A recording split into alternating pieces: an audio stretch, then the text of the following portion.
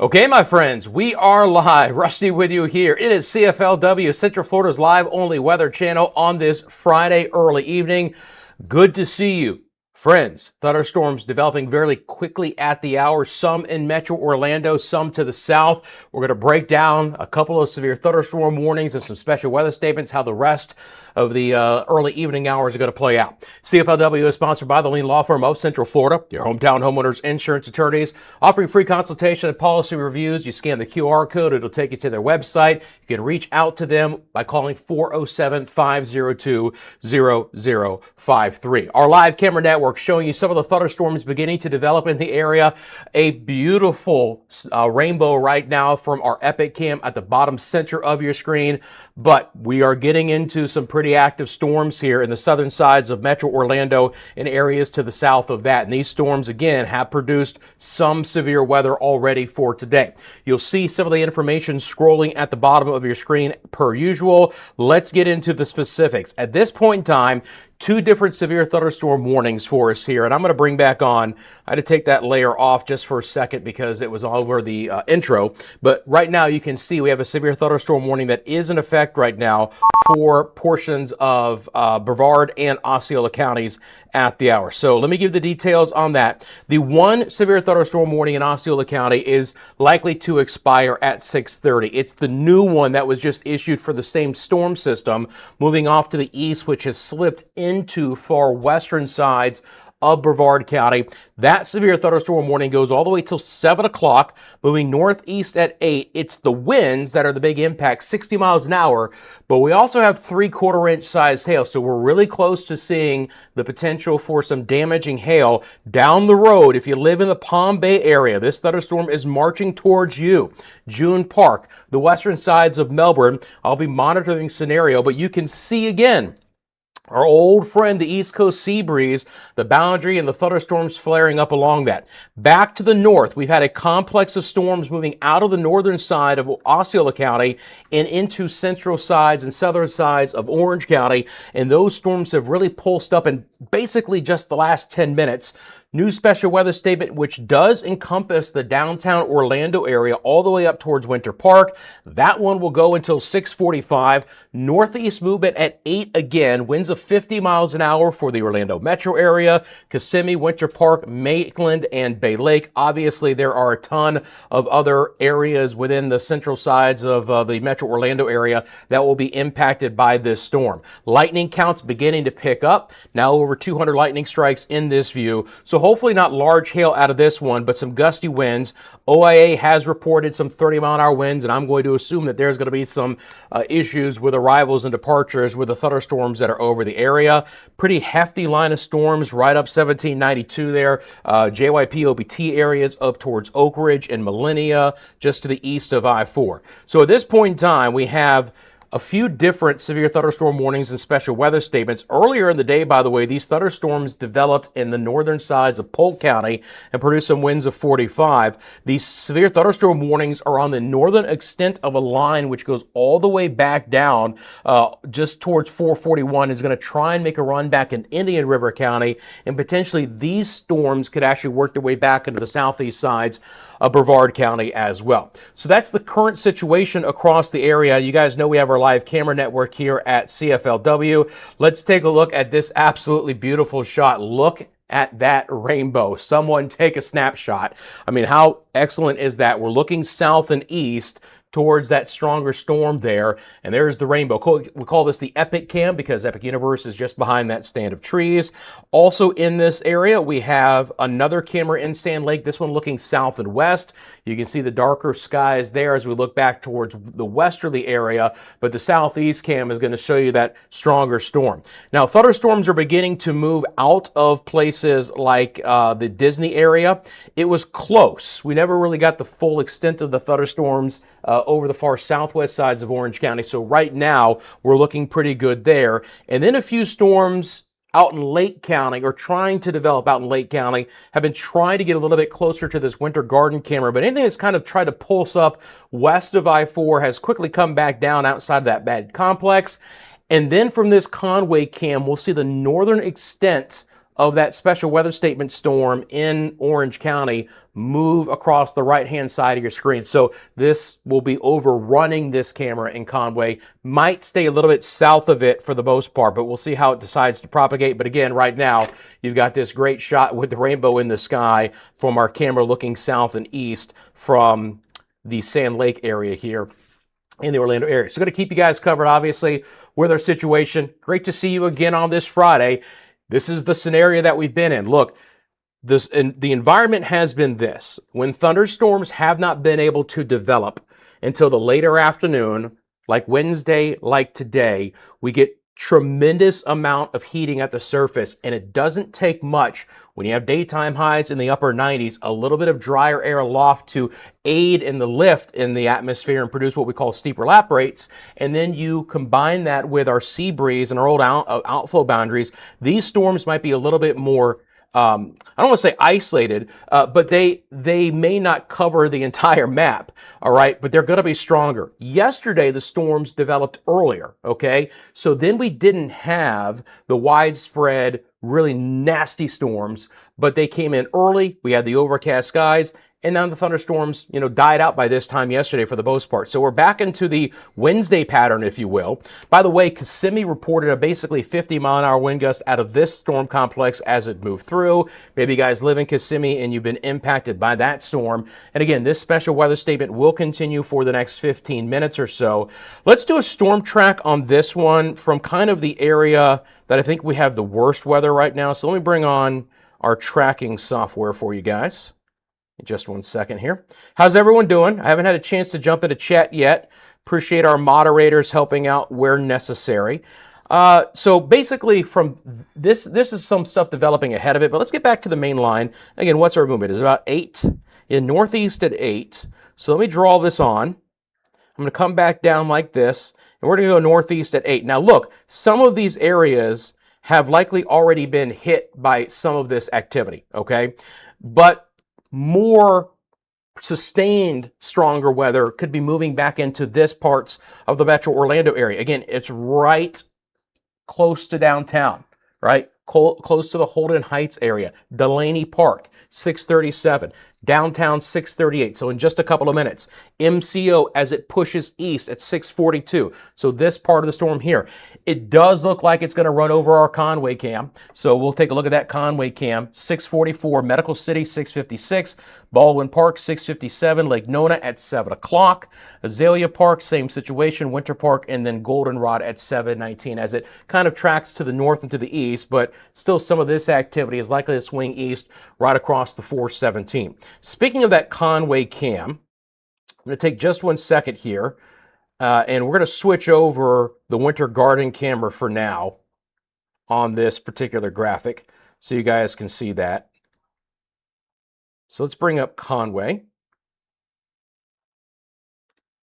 Okay, so now you see the Conway cam on the top of your screen. That's the one that is going to get overrun by this. We have from the southeast side of the Sand Lake area kind of catching this back edge of the storm that's moving into the area. And again, right now, if you're just tuning in, we do have severe thunderstorm warnings for Brevard and Osceola County. The Osceola County severe thunderstorm warning should go away soon, or maybe there's still a little bit of that severe thunderstorm warning, the new one that still includes portions of Osceola County. Sorry about that. Let me get rid of that. All right.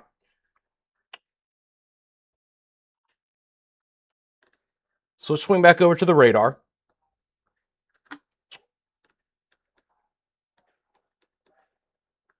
So yeah, there is a sliver of Osceola County still within this. So that's why we still have that on the screen.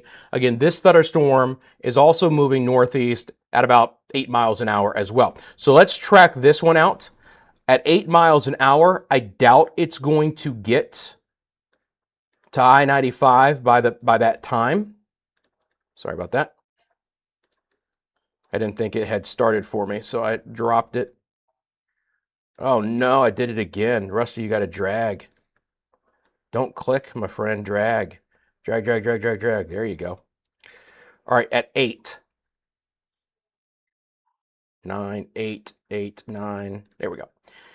So again, Right now, we're not technically into these areas. However, obviously the western sides of Palm Bay will be impacted. So if you do live in western Palm Bay, and I know a few of you are, this thunderstorm, again, with street level mapping here, this thunderstorm is likely to be moving into this area by about 6:54, okay?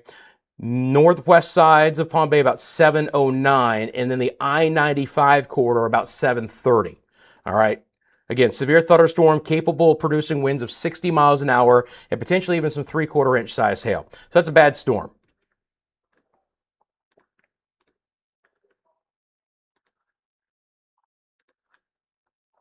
Okay, I think I have delved into the current situation.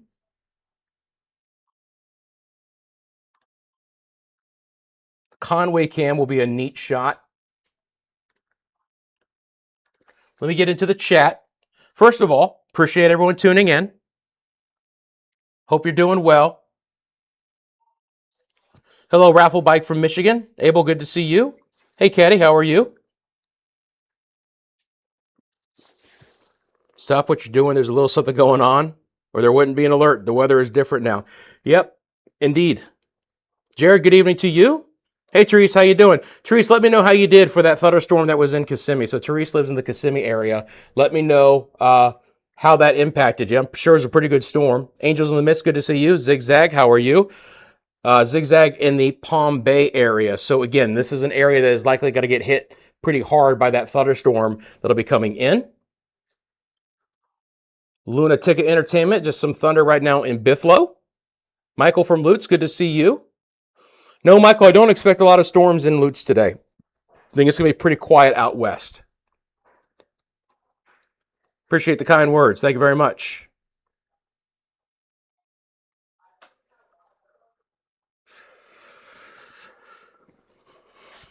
Will says it's heading into Palm Bay.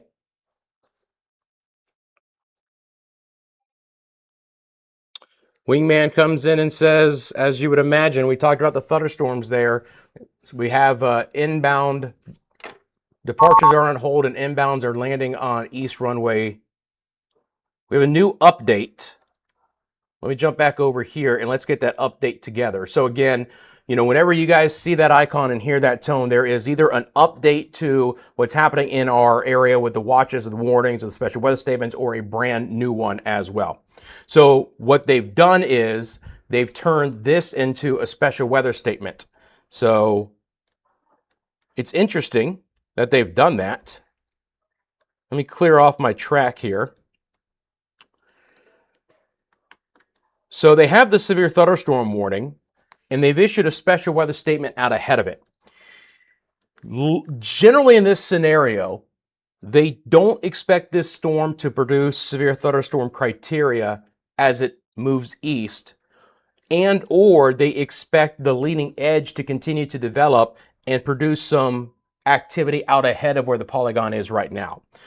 One of those things is likely true, but the bottom line is now we do have a special weather statement which goes farther east until 7 o'clock for Palm Bay, Melbourne, Malabar, Camp Holly Fish Camp, and the West Melbourne area. Again, winds of 50 and some 1/4 inch sized hail. So if you do live in these areas and you have an opportunity to get the car in the garage, it's not a bad idea. Hopefully the hail size is not a concern. Hopefully it stays in the pea size and we're not worried about it. But you can clearly see as well, by the way, that there is a huge push of wind. You guys see that brighter green? It's all in one direction, so not worried about any twisting to the clouds. But that being said, I'm sure there are some scary SLCs out there, some scary looking clouds, and a really gnarly shove cloud that's coming in. When I query these winds, hang on a second, that's not right. Let's try that again.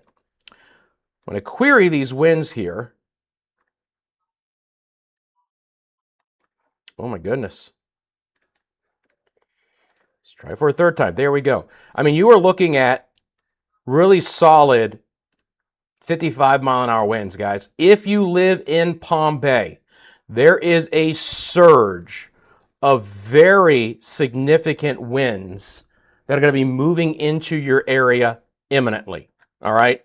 So I'm actually a little surprised that they didn't just extend the severe thunderstorm warning with these kinds of winds on radar. I'm just going to drop off the special weather statement and the severe thunderstorm warning so you can see this, because I am concerned about this. This is a big ball of significant winds over 50 miles an hour. And remember, the Melbourne radar is not far from here. This is basically ground truth wind that is going to be moving into the western sides of Palm Bay, and probably just following that right up into June Park and West Melbourne. If you do live on the far west side of Palm Bay, you're probably already beginning to experience winds that are pushing sustained over 40 miles an hour. And look, you see this little pink there? Never like to see that.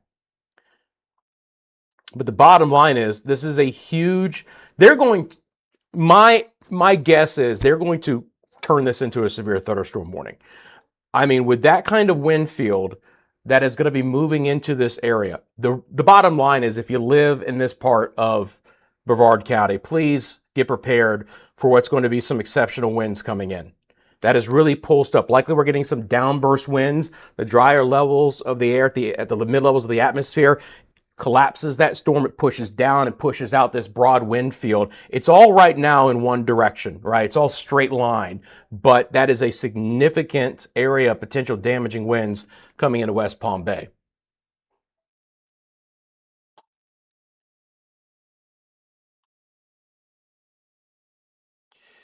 So anyone who lives in Palm Bay, keep us apprised of the situation, all right? That's an area that I do not like what I'm seeing there. Outside of this, back out to the big perspective. If you guys live in the Metro Orlando area, special weather statement continues here. Once again, a quick look at the Conway cam, that thunderstorm moving just east of downtown. See, the winds aren't too fresh right now, just, east of I-4, but obviously a pretty interesting sky from there. Still have I'm going to reset the Epic cam just to make sure that's still a live shot. Let's see. It appears to be live. That's actually a double rainbow now, guys. Do you see the double rainbow on the Epic cam? Real fast. But look at the two rainbows there. It's a cool shot. All right.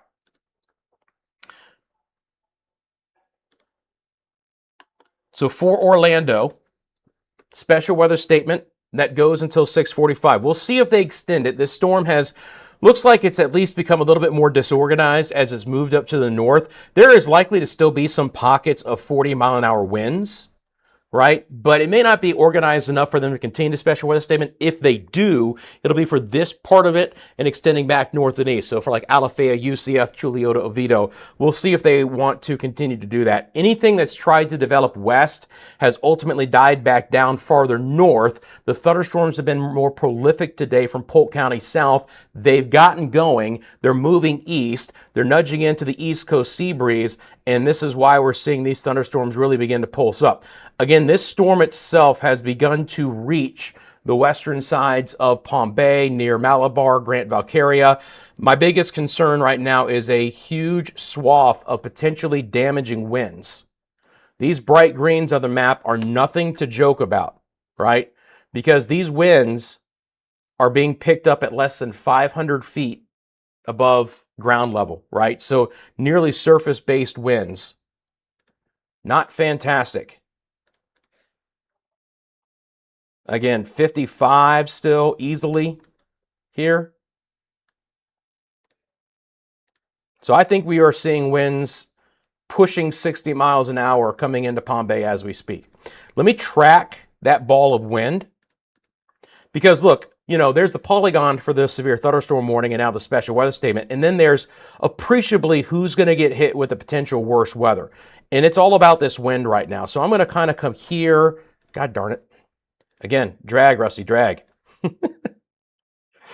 going to come here and go like this and then take it north and east at 8. So again, if you live on the areas that we see here, you please pay attention for the opportunity for some significant wind to come in. Timing looks like this.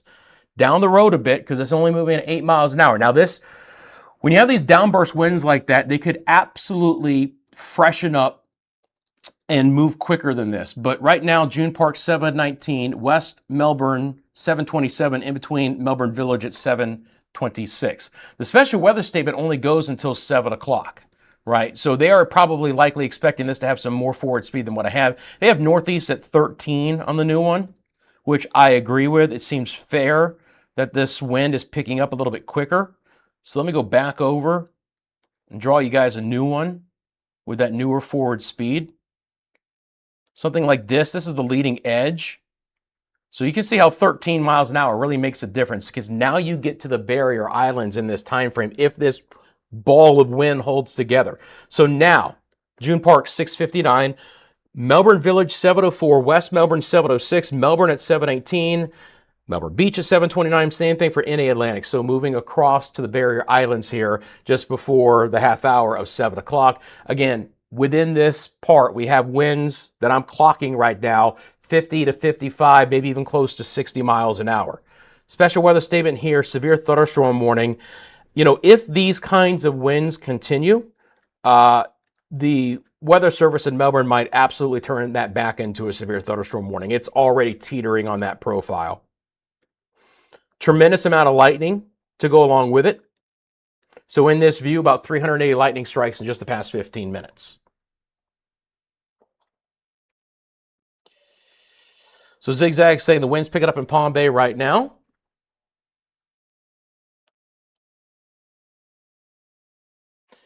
And then we have the winds picking up in Northeast Palm Bay. So there you go. Notice all the activity south.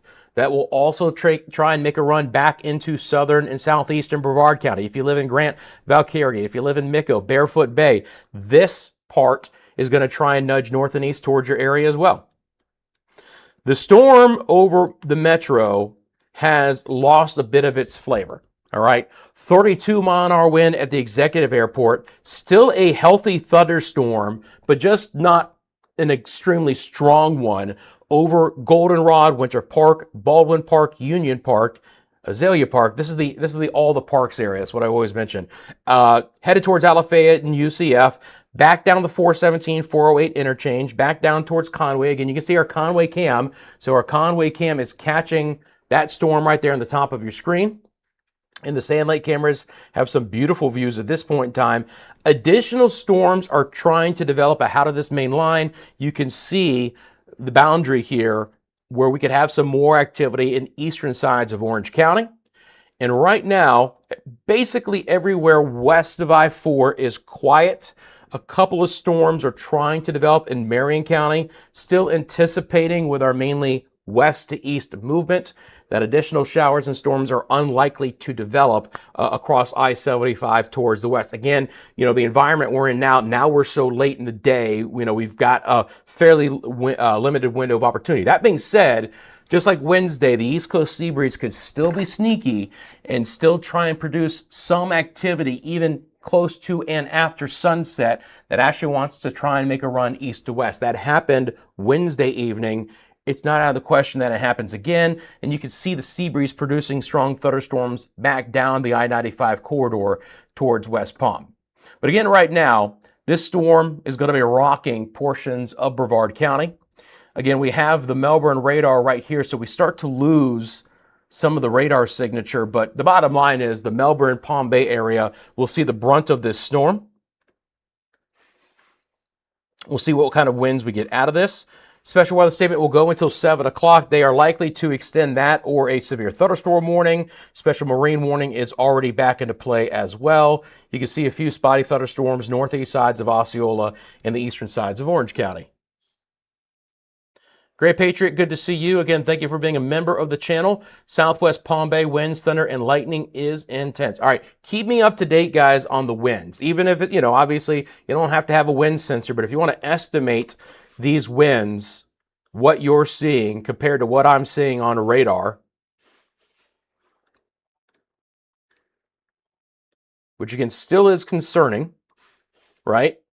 So now we're into June Park and we're into Melbourne Village and we're starting to see, it gets a little bit more, okay, so the radar, just so you go, the radar is right here, okay? So you have that cone of silence and then you have a lot of clutter near the actual radar site. So it's hard to pick up the actual values anywhere close to June Park. When you get back west of 95. We're far enough away from the radar. We get more accurate readings here. And you can see that basically winds throughout this area are well over 35 to 40 miles an hour. Still some pockets of even stronger winds there. It's not, again, not out of the question that we're going to have 50 plus mile an hour winds moving through here imminently. I like to stay on this radar. Unfortunately, the only other radar that we can really take a look at, I mean, we can always look at TMCO, but it basically doesn't get there. Let's see here.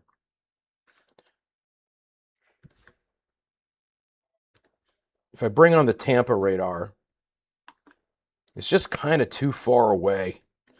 Now, the color is going to be the exact opposite because the storm is moving away from the Tampa radar and the storm is headed towards Melbourne radar. So we flip the greens with the reds on this map.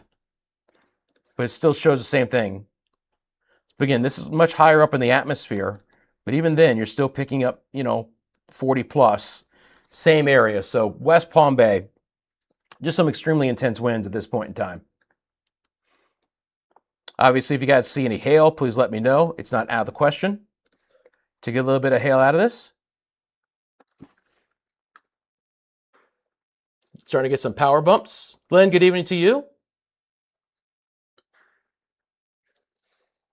Getting some big bolts of lightning. Thunder southeast Palm Bay. Hope you don't lose power. Hope so too as well. Joseph, good to see you. Says it's dead at Florida Tech. Again, this is pretty concentrated activity at the hour, guys. We had this storm produce a couple of special weather statements and some winds, by the way, in Polk and Osceola County, which did push 50 miles an hour. Kissimmee did have some 50 mile an hour winds. Same thing for the Auburndale area. They had 45 mile an hour winds. So that's why we had the special weather statement on this storm. As it moved into the southern sides of Metro Orlando, it did lose a bit of its punch. Now you can see even a couple more, if nothing else, guys, we got some glorious cameras to show you here. There's the Sand Lake camera. There's your double rainbow there. Conway just has a beautiful rainbow behind the storm as well. So if you live in Metro Orlando, you've got the opportunity for some spectacular viewing right now as that one storm pulls away. Do have an update. You can see that pop on your screen. Let's get the information as it comes up. It is going to be a severe thunderstorm warning for Brevard and Osceola. Is this going to be the update? It's just an update. All right. Let's see what it says. The storm which prompted severe thunderstorm warning is probably below that criteria or has moved out of the area. All right. So the bottom line is the one severe thunderstorm warning is going to be allowed to expire. All right. That's the bottom line with that.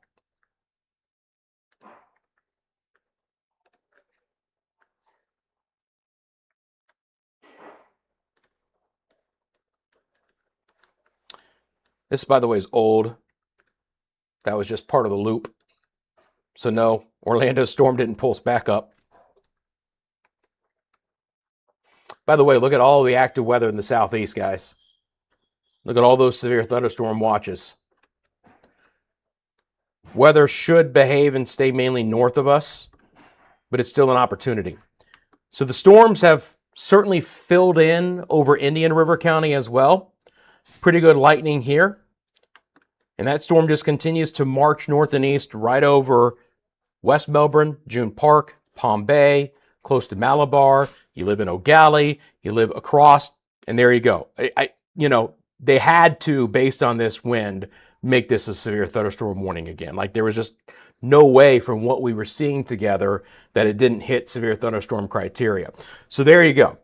As expected, a new severe thunderstorm warning for 52 minutes. Okay, still a slow moving storm, still a storm I think that is going to rake across Brevard County over the next 45 minutes or so. So here it is, northeast at 8 till 7:45, 60 mile an hour winds, 3/4 inch size hail.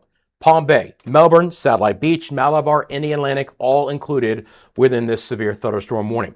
Haven't had a chance as of yet, but if you guys don't mind hitting that like button for me, if you haven't subscribed to the channel. I jumped on very quickly today. I hope you guys had the notifications on. If you're brand new to the channel, this is Central Florida's live only weather channel. I'm only on when there's impactful weather across Central Florida. Storms today are a little bit more isolated, but man, they just sparked up with the heat of the day and they really got going. These are all wind gusts in miles an hour. Obviously, I say miles an hour because I do the Caribbean channel and we have a lot of empirical over there. But the bottom line is, again, metric, excuse me. The bottom line is we have a lot of strong winds that came through Polk, Osceola, and portions of Orlando. But right now, it's this cluster of storms that is producing the worst weather in our area, moving deeper into Brevard County. So I'm going to just drop the special weather statement because we know it's been replaced. The severe thunderstorm warning, this one is going to expire at 7 o'clock. And now we have this new huge line of storms coming in. First of all, let's do a couple of things. So they backed down the speed back to 8. So likely what happened is part of that thunderstorm complex collapsed, produced the downburst outflow winds, which sped up the storm a little bit. And now the storm has kind of slowed back down as basically the parent part of it is caught back up initially. And now you have an even more stout storm, if you will, that has been re-energized with the interaction of the East Coast sea breeze. So that's the situation. I'm going to give you the bulletin. Again, some of that information is scrolling at the bottom of your screen, but 60-mile-an-hour winds, penny-sized hail. Might have to worry about getting up to nickel size. This is very close to damaging hail criteria. If you live in these areas, storm hasn't been your way yet, I do suggest getting that car inside if you can. Damage could happen to roofs, siding, and trees. Palm Bay, Melbourne, Satellite Beach, Malabar, and NA Atlantic. Now, again, there's more areas than that. Let's zoom in. Pineda, Suntree, Palm Shores, Satellite Beach, Indian Harbor Beach, O'Galley, Melbourne Beach, NA Atlantic, Palm Bay, Malabar. You guys know these spots. The Pineda Causeway. Very close to Patrick Space Force Base. Basically Satellite Beach and Patrick Space Force Base is just out of that, but we can generally include them in this coming in. So let's do it at 8 miles an hour. Here we go. New severe thunderstorm. Winds, in my opinion, are the primary threat, but these could be damaging winds. Palm Bay, and I'm talking about where the marker is in Palm Bay, okay? That's east of 75 at 708, but portions of this area being impacted right now. Malabar, 711. Melbourne, 713. O'Galley, 719. 729 for Palm Shores and Melbourne Beach. In Atlantic, 731. Indian Harbor Beach, 740. Satellite Beach, Patrick Space Force Base, about 750.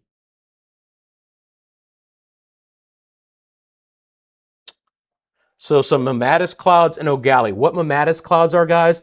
They're like the puffy cotton ball looking clouds that get pulled down from the bottom part of a strong and severe thunderstorm from the colder air. That means there's a lot of turbulence in the atmosphere. That is a very strong storm to have mammatus clouds there. They're like the half moon clouds that get yanked down like bottom halves of cotton balls.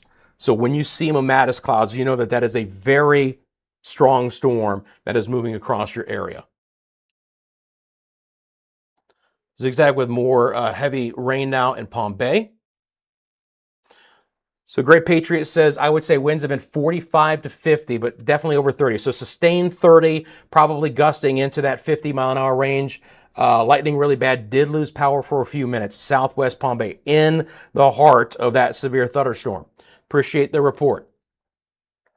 Samantha says, wind, thunder, and a lot of crazy-looking clouds, just like the last report there in the O'Galley area of Melbourne. So again, zooming in here, the O'Galley area. So as this storm is moving across, you have those mammatus clouds coming in. A lot of turbulence, very strong storm. Hail is likely within this kind of a scenario as well. But watch out for the wind gusts. Just stay away from west-facing windows at this point in time. Did we have nickel-sized hail? Or did I just say that?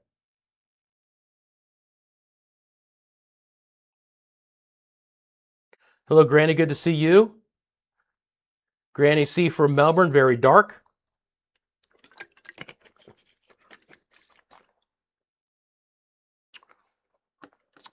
Call you CW said, just watch the leading edge come over Northeast Palm Bay. Winds picking up and lightning occasional too. That was a few minutes ago, but I appreciate that report. Quilted by Kim says, strong gusts in O'Galley. Very dark here. Appreciate it, Kim. You and my mother-in-law should talk. She's a quilt artist. All right, let's go back out to the big view. Again, let me dump off these times of arrival. So you can clearly see that we are concentrated in our activity at this point in time. There's a few thunderstorms that are trying to develop in the eastern side of Marion County. We'll watch that. But right now, they're behaving.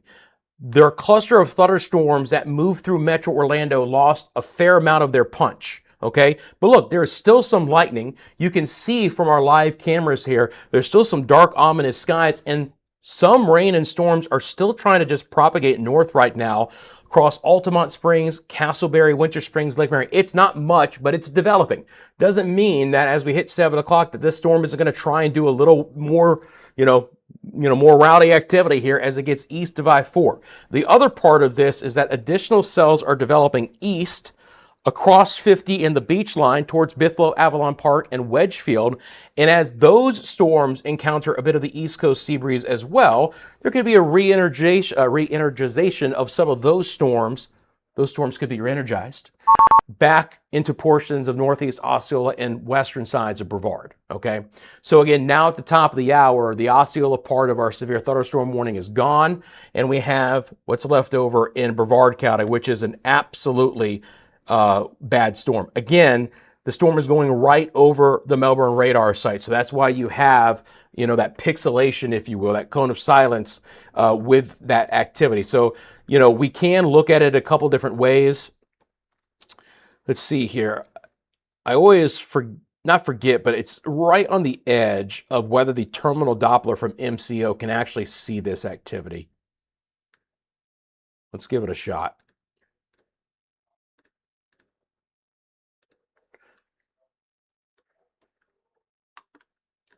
It's real close, but it's the terminal Dopplers, which are basically the airport radars. They don't have the expansive nature of the other Dopplers from the National Weather Service offices. So we're in its edge of its range.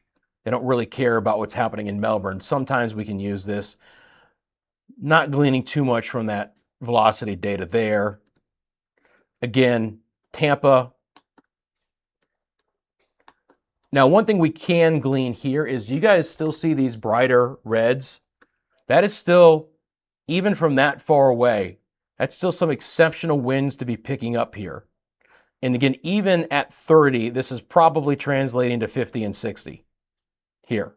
All right. So it still shows you that the core of the wind is still intact with that thunderstorm and the severe thunderstorm warning.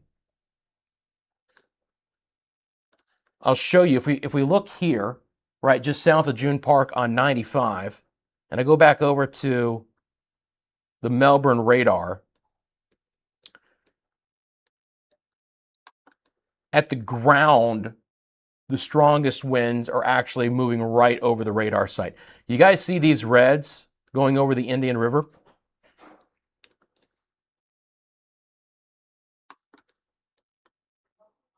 Right over O'Galley. I mean, O'Galley got hammered. These are extremely strong winds. Easily 50 to 60, easily. Indian Harbor Beach in the Atlantic, Satellite Beach, get prepared. But the wind profile even behind this is still pretty strong. This is a large core of winds, which is moving right over the radar site. That's why it looks broken up. Again, red moving away from the radar, green moving towards. I like to see the fact that this is all one color. That means we're not getting any rotation coming off of the coast. That being said, that's a lot of wind for O'Galley and Indian Harbor. That's likely some damaging winds there. Granny C still has lights on, but says it's very, very windy. Yes, indeed. That Miko is getting a storm from the south. I'll be monitoring that. Hey, Cece, how you doing? Power went out in Melbourne. So I was tracking that storm up in Orange County. Altamont Springs just got hit with that wind and heavy rain. Should be a quick burst there, Betty Joe. Should be, something that is in and out pretty quickly.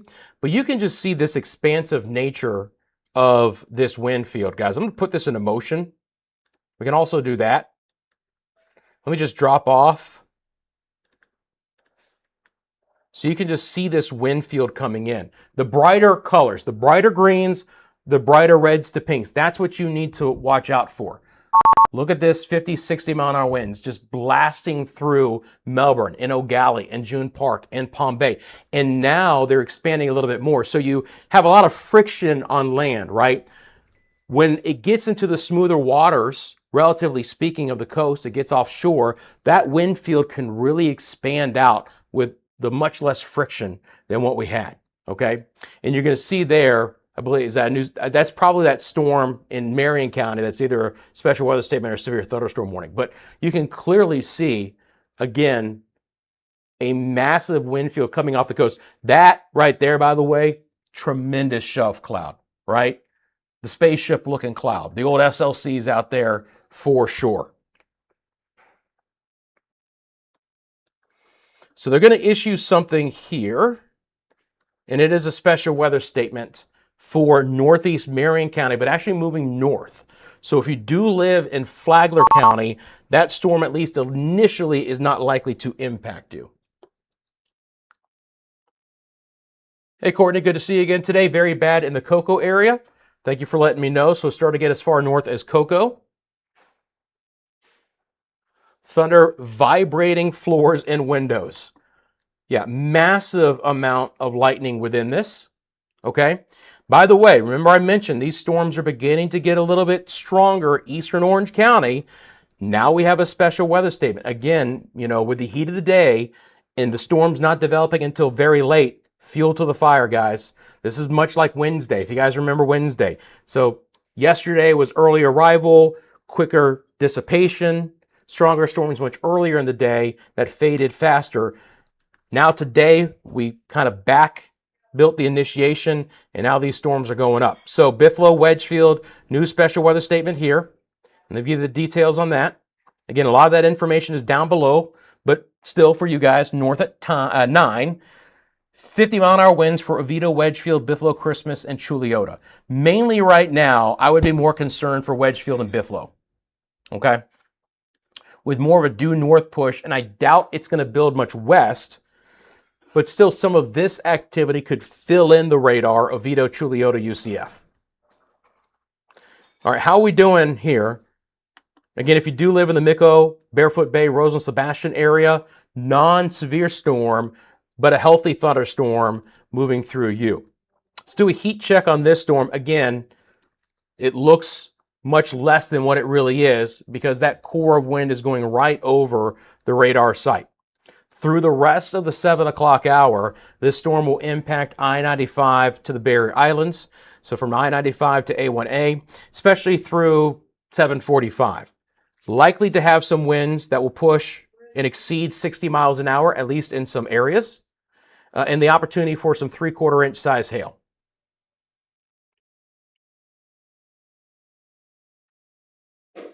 KT Specialty says very gusty winds all of a sudden. North O'Galley, Brevard County, extreme lightning with immediate thunder, along with a big temperature drop. No rain yet. So kind of just one of those interesting things, right? You get the gust front, the outflow boundary with that storm. Sometimes it can come along with a tremendous amount of rain. Sometimes it's just the wind that you feel for the most part here. But that gust front can be the worst wind in association with these storms and actually cause the worst damage well away from where the heaviest rain is.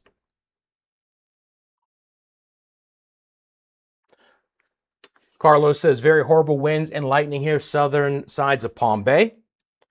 So this entire area is covered up, guys. And that's the bottom line. I'll put this back into motion. Again, this is the reflectivity. It just is running right over the radar. So, it happens. They got to stick the radar somewhere, right? Looks like we saw 40. So we've at least had a 40 mile an hour wind at the airport. So far, that was at 653. So we're likely to see more wind than that before it's all said and done. Tom, good to see you. I'll be monitoring the situation, I promise you, in Orange County, but we do have some light rain and thunder in Castleberry. Oh, really? That's an interesting one. Had a dirt devil on the street in front of my house near O'Galley in US 1. Shows you the turbulence in the atmosphere, right? To be able to produce that. Hopefully nothing more than that. I'm still not overtly concerned about any big spin in the atmosphere. I've been keeping a really close eye, obviously, on the I've been keeping a very close eye on the velocity here, or the winds within these storms, and so far they've behaved. They've all basically been straight line, right?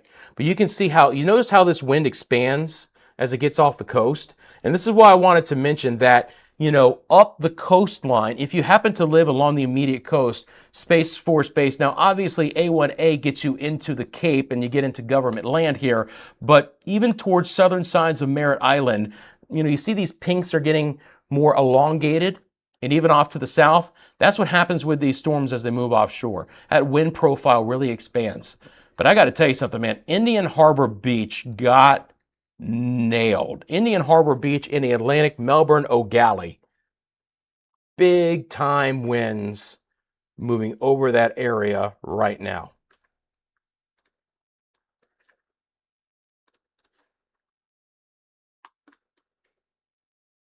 Again, you know, 50 plus without blinking an eye. Likely stronger than that as well.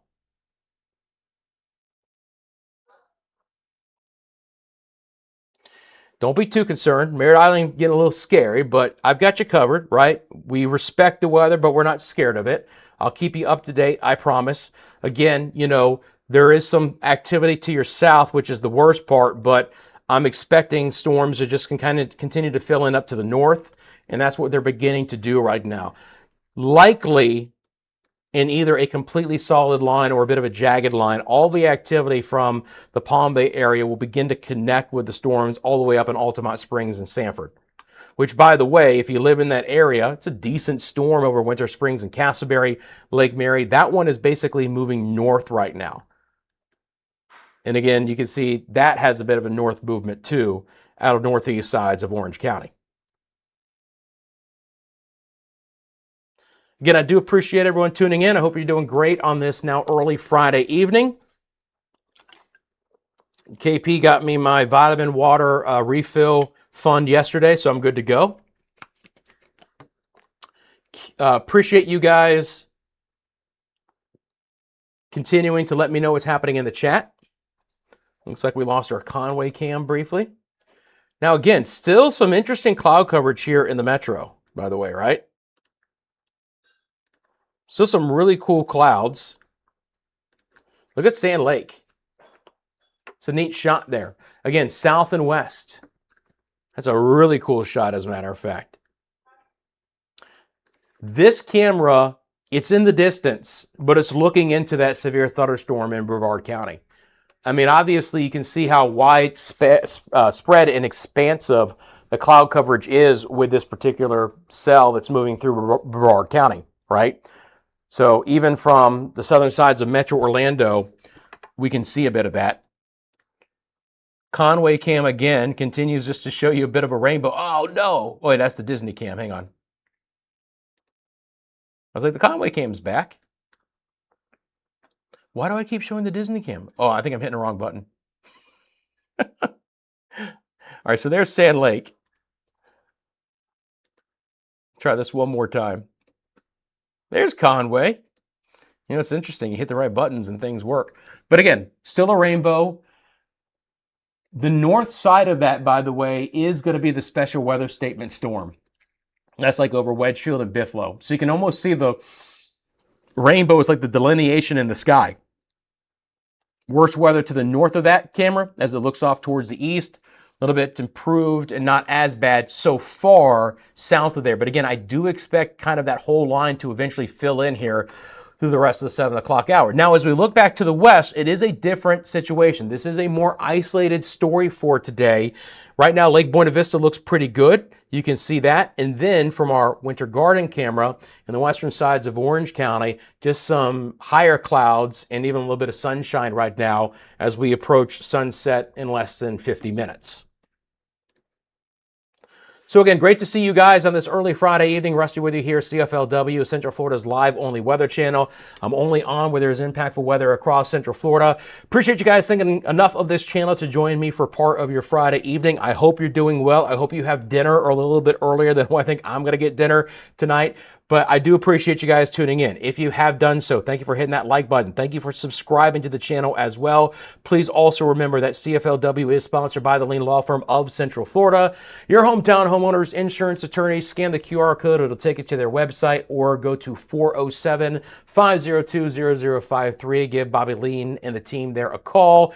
They can walk you through that insurance claim process. If you're interested in potentially sponsoring the channel, you can scan the QR code that you see on the screen now. You can sponsor the channel just like Bobby has, or you can sponsor one of our cameras. Again, I appreciate the support that way. Thank you to all of our members. By the way, if you are a member of the channel, that's the join button. You do have access to exclusive member content, including short videos.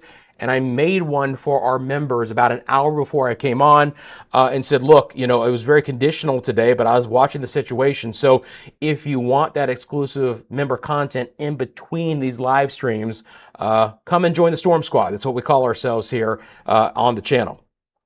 Okay. I'm just going to reset things real quick. Again, all that red, those are all severe thunderstorm warnings. It's, you know, it's a rowdy day across the southeast United States. So we have our severe thunderstorm warning continuing. Again, it's a long one all the way till 7:45. Winds continue to freshen up. The Space Force Base now has a 30-mile-an-hour wind there. We'll get a check from what's happening across Melbourne too. Now remember, with the storm going right over the radar site, the bite is way worse than the bark, meaning this storm does not look as impressive as it actually is. If I bring on the composite radar, you can see that we have a lot more higher reflectivity here, a lot of oranges and reds on the board. That's one part of it, but another huge part of it is the tremendous wind field that this storm is producing right now. Movement is going to be to the north and to the east at 8 miles an hour. The severe thunderstorm warning again goes all the way till 7:45. Got to watch out for the hail as well. Palm Bay, Melbourne, Satellite Beach, Malabar, and the Atlantic. We've talked about other areas that are within this. Suntree, Pineda, so the Pineda Causeway across towards Satellite Beach, and the Space Force Base. I think Indian Harbor, O'Galley, Melbourne, and in the Atlantic were the ones that likely had the worst wind. Palm Bay certainly included in that a little bit earlier, but as of the last 15 minutes, kind of that box, if you drew it out. Which, I mean, you know, I can, right? I can go John Madden. I can do it when I have to. Here, I would expect some winds of 60 miles an hour. Not the entire square, but certainly I think we had some 60-plus mile-an-hour winds here.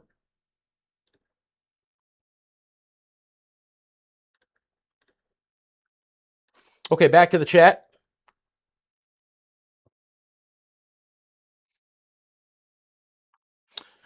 Courtney says, massive shelf cloud sitting over the Indian River right now. Either it's not moving or moving very slowly. I hope it goes soon. Scary looking.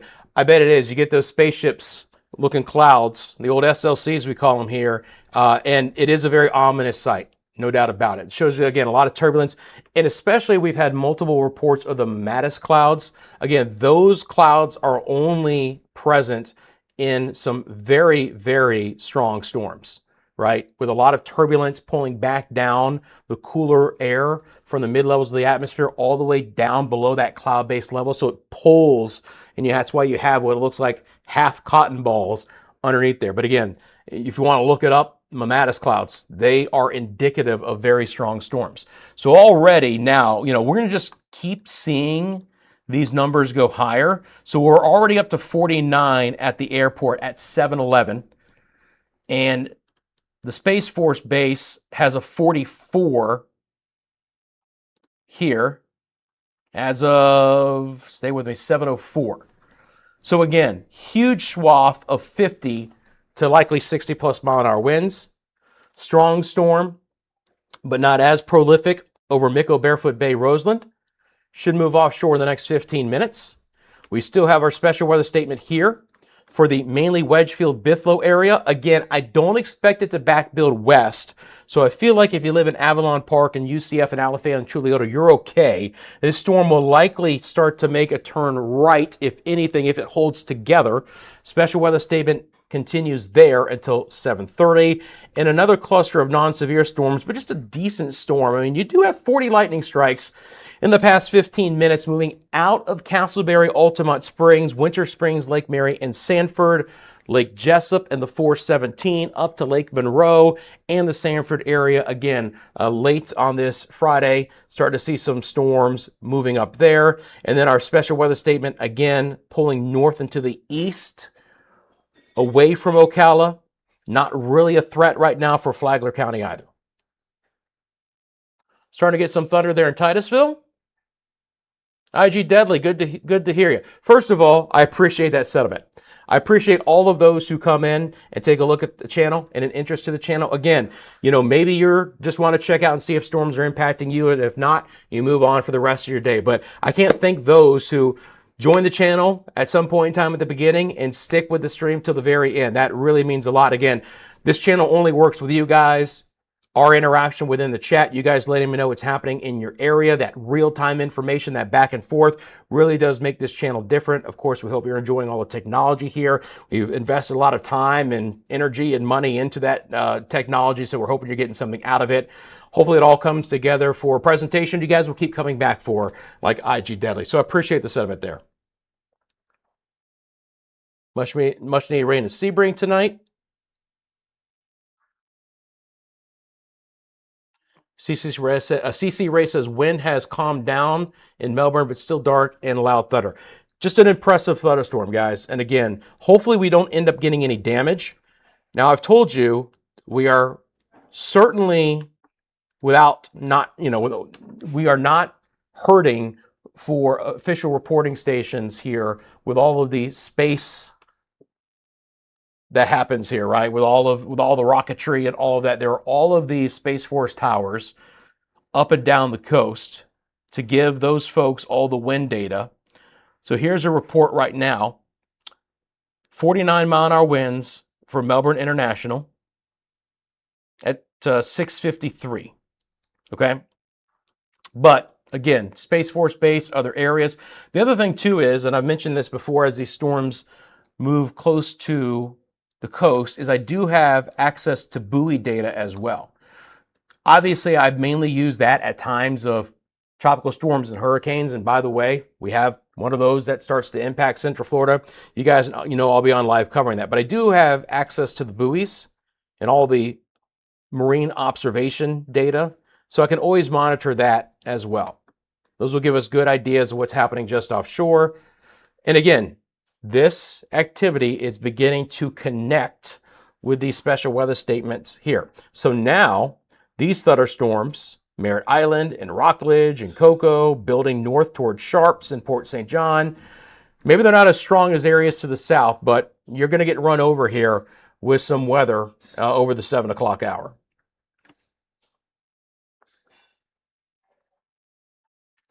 Angel says the clouds are amazing over the Titusville Executive Airport. Gray, pinks, and oranges. It's really a show. I can imagine it is. You know, even from some of our cameras in the Metro Orlando area, you can see what we're looking at shooting into the backs of those storms. Very impressive indeed. Again, these storms, guys, it doesn't take too much when you have two factors, 97-degree air temperature and the East Coast sea breeze. Oh, and the third, all the old outflow boundaries from all the storms we've had the last couple of days to produce quick developing, very strong to severe storms. Kevin, good evening to you from Lakeland.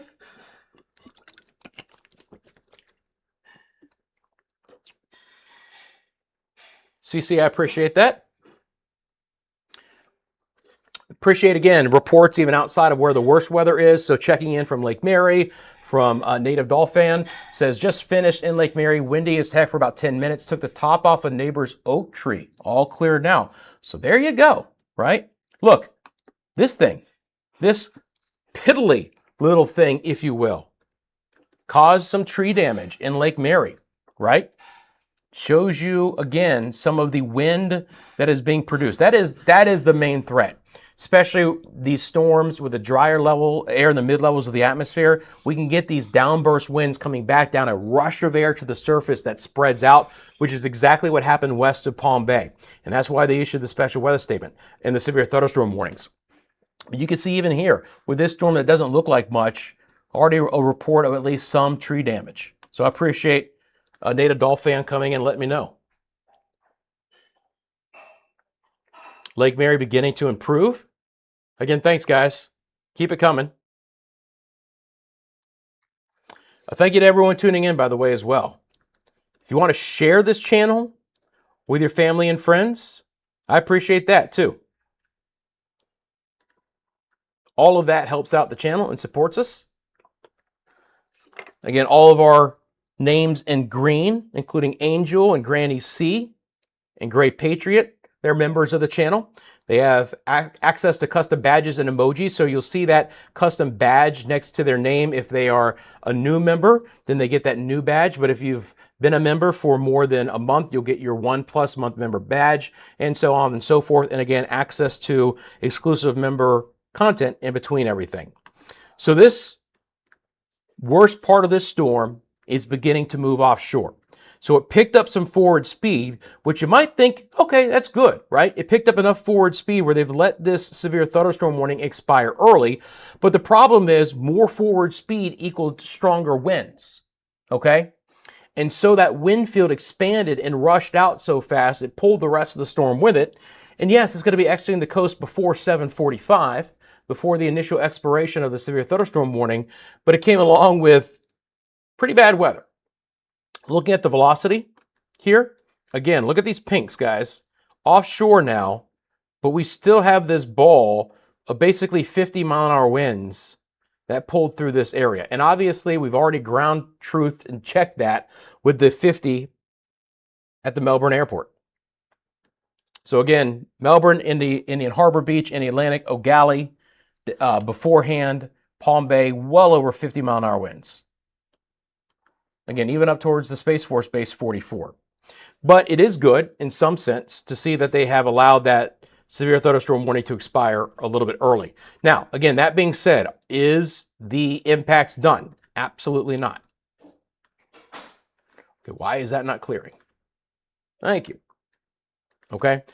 Again, you can see that we have the storm moving offshore, but we still have some activity along the barrier islands, all the way down towards Miko, and then Melbourne Beach. I mean, obviously it's a little bit not as populated here, but then you get up to Melbourne Beach and Indian Atlantic and Indian Harbor Beach and Satellite Beach, beautiful areas. And then you have additional storms trying to develop along 95, west of Suntree and Pineda, up towards Vieira. Nice little thunderstorm, Rockledge, Cocoa, over the beach line 520, trying to get back into the southern sides of Merritt Island. All right. Maybe crossing the Banana as well, up there towards the NASA Parkway. Sharps and Port St. John. And then this special weather statement storm, which again has moved slightly north and hasn't gone any farther west. This is a pretty nasty part of this storm that moved just east of Chuliota. High reflectivity here, guys. You see the flashing purples, you see the flashing aquas, has high reflectivity. So can't even rule out a little bit of hail there. This storm looks like it is kind of blowing its top over Sanford, across Lake Monroe, Osteen the 415, just to the east of DeBerry and Deltona. Amanda, speaking of Deltona, there you go. It's a perfect segue, right?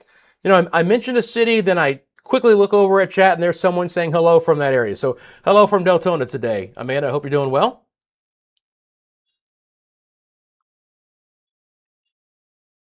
So you said enjoyed the rain, cool temperature yesterday in Cocoa, then felt bad when saw homes damaged. When and where were the homes damaged? Was that, a recent storm? I am curious about that. So if you wouldn't mind expanding on that, brain rot chick, I'd appreciate it. So again, not everyone got the heavy storms, right? It was a lot of wind. Some of it had some prolific rainfall. You've seen the reports. I think the most widespread common theme in Brevard County with that storm was the wind, but the rainfall totals in some spots didn't add up to a ton, like Frogs is saying. Kevin says it rained here hard in Lakeland.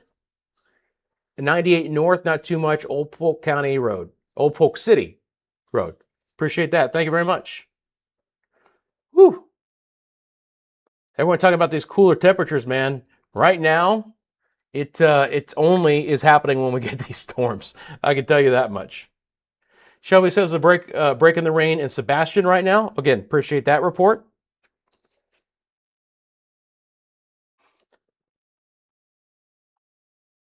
We do have a new member of the Storm Squad. CC Ray is now a member of the Storm Squad. Guys, let's get the hearts out chat for CC Ray, who becomes the newest member of the Storm Squad.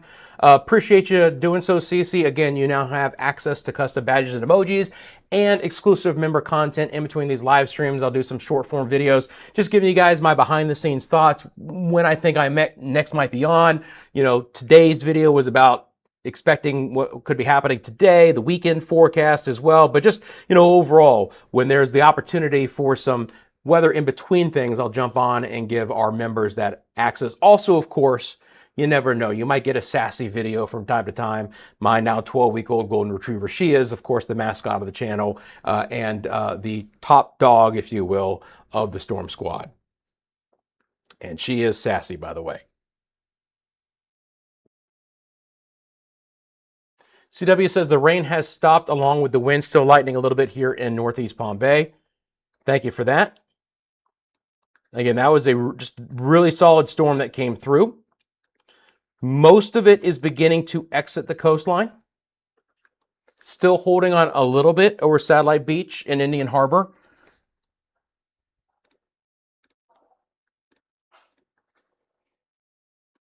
Again, just checking these wind gusts to see if there's one more uptick there. Local storm report time check-in as well. Now, a lot of those automated sensors, the Space Force towers, are closer to the launch complexes, right? Not as much down this far south, but there is still, relatively speaking to the rest of the state, a big density of automatic weather reporting stations. And I would love to have that kind of density across all of Central Florida. Just, being able to have sensors within a few miles of each other can really help tell the story. This thunderstorm is still producing a lot of lightning as it is now beginning to slowly push off towards the east. So again, if you live in Mims and Titusville and Indian River City, this storm is beginning to slowly eke your way. I'll put this into motion over the last half hour. You can see it's getting closer to I-95. Eventually this stuff is going to try and turn back to the east. It's beginning again to fill in a little bit more over Port St. John and Sharps and Cocoa. Now look, this is not tremendously strong activity down here, but there is some additional rain that'll move right over Merritt Island and the Cape, and then continuing to push its way up to the north and to the east.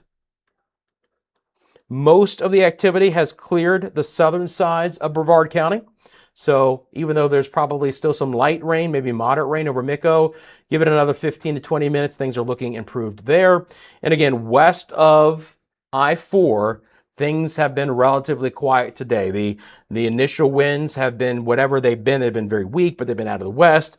Then they pushed these storms closer to the East Coast sea breeze. The East Coast sea breeze was on shore, and that's why we fired up these storms here.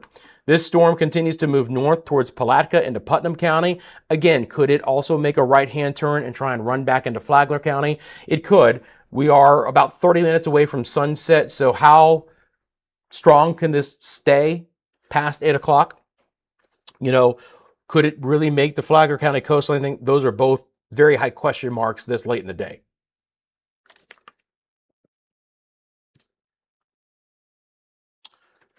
So 240 people without power from FPL, Florida Power and Light. Not shocking. So our newest member of the channel says power is back on. I got the AC back. Yes. Hallelujah. Wouldn't want anyone to have to go, even at 7 o'clock, I wouldn't want anyone to have to do without AC right now, guys. I mean, it's a rough time of the year, no doubt about it. Now, if we want to talk very briefly about something, this El Nino pattern can bring us very cool winter weather and more active weather in storms and cold fronts. We'll talk much more about that as we get a little bit closer, but the longer range items that I look at, climatological data that I look at, all pointing at a cooler, wetter winter ahead for Florida. Maybe after this heat, we'll enjoy it a little bit more. I know I certainly do.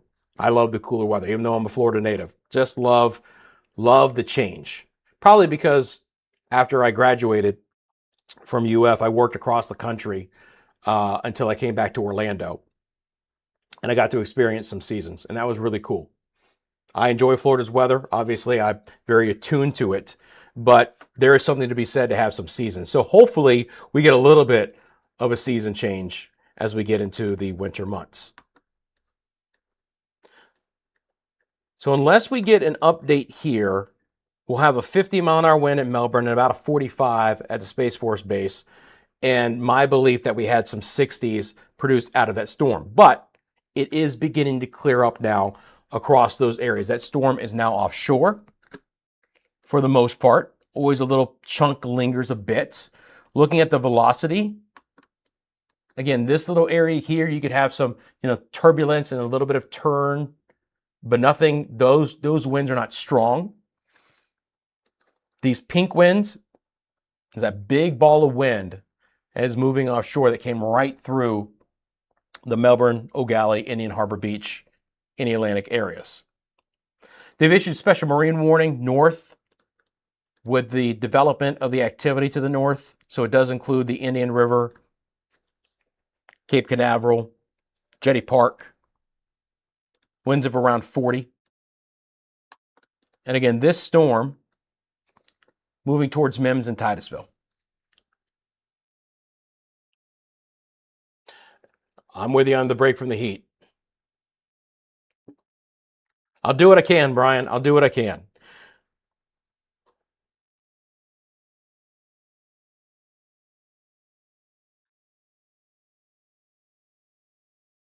All right. Let's reset the scene. I'm going to hold here for just a couple of minutes. While we're doing that, just to see if any other storm wants to do a little something. Get back to our camera network here. We've had some beautiful shots today. We had a lot of rainbows from these shots. You can still see a bit of a rainbow right in the center of your screen from Conway. You see that lightning flash? That's the storm that's out in eastern Orange County. So if you look right by the rainbow in the center of your screen, just to the left of that brighter white cloud, you can see some of that. Now, again, the really cool thing about what we got going on here on this channel is that we can do a lot of different things here. I don't want to screw this up. Oh, see, I screwed it up. Oh, man. Wait, here we go. Is that, no? Wait, here we go. See, I can pop myself on these cameras, okay? We can do all this kind of, so if there were, let's say, a tornado within this, or something I really need to pop, I can throw myself on camera and we can look at it. But you can see this little rainbow here, and I was watching a little bit of lightning right there, okay? But typically, I'm not a good enough looking man to even be on here, so I just do that. And then you guys get the full shot without having to see me.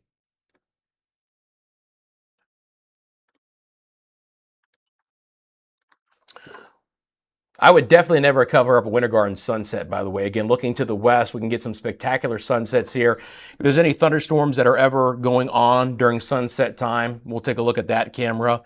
Looking south and west, there is a little bit of, again, kind of blow-off cloud coverage from the storms that are just kind of, there's still some light rain in portions of Polk County. It's not completely done, but it's not going to develop into anything worse.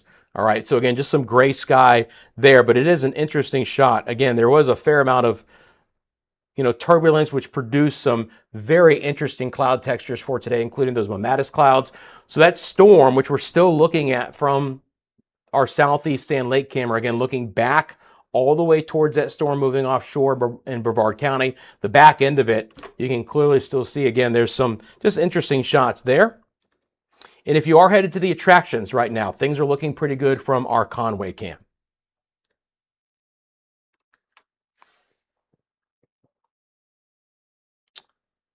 Thank you there, Brain Rot. Appreciate you. Really starting to rumble there. So, what is left over right now is going to be this storm that is heading into Mims and Titusville. It's a good summer thunderstorm. Winds are likely to be around 30 plus.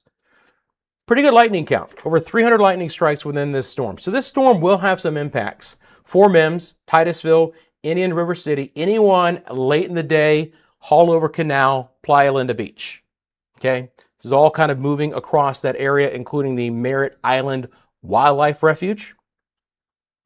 But for right now, in our populated areas, Mims and Titusville. So I appreciate Linda letting me know. It is coming your way, Linda.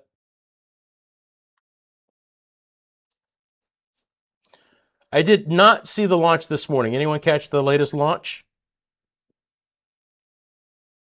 I have the I gotta check and see. I had the Kennedy Space Center app, which gave you a calendar of the launches, and then I think it went down for a reason for a time.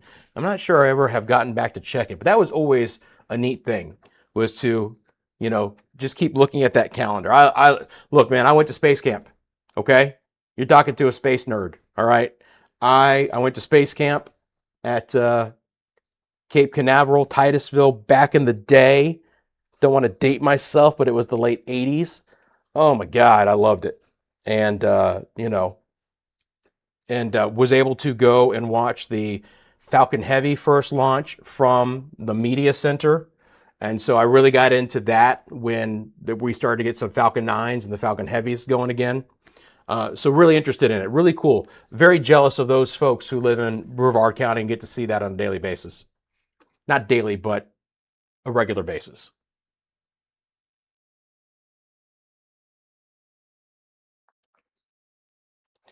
So great question. All right. We're working on a couple of things. For right now, the simplest thing to do is just send us an email, right? You can send us to mymediamundo@gmail.com or cflwlive@gmail.com. But we are working on a way to be able to take viewer videos and pictures and turn them around during the active live stream. So the answer right now is no, but we are working on that behind the scenes, and hopefully we'll get that soon, along with a lot of other things too. So again, we just continue to improve this channel. All of that information down below is something that we've brought to the channel very recently as well. So we've now automated all of the special weather statements, severe thunderstorm warnings, and all of that. So yes, we ultimately will have that very soon. So Linda says they're getting rocked pretty good there in Brevard County. I don't right now, Linda, and I'm sure I'm going to probably have to eat my words. I don't expect this storm to be issued a special weather statement. This looks like just a solid thunderstorm. Remember, lightning and rainfall are not criteria for special weather statements or severe thunderstorm warnings. It's only winds and hail size. Taking a look at the winds associated with this, especially up in Mims right now, some decent wind. I mean, there's a 40. One little pixel 40, right? I mean, could they throw on a special weather statement for Mims? Maybe. But then, of course, it moves into some very unpopulated areas towards Haulover Canal. But, definitely a rowdy storm. No doubt about it. Some solid winds there in the Mims area right now. If you live in Mims, you're getting the brunt of it. You got it, CC. Lisa, good to see you. Rain and thunder there in the Deltona area. So this little cell is holding up and trying to produce at least a little bit of activity around Deltona and east towards the 415 and Osteen and Lake Ashby shores. I appreciate the information there. Not much, but a little bit.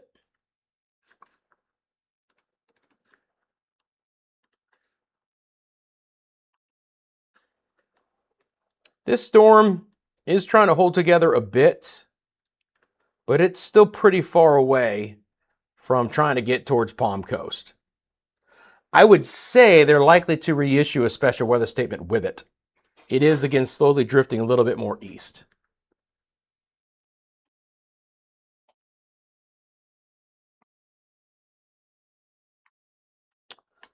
Okay. Just going to stick with this MIM storm for another minute or two.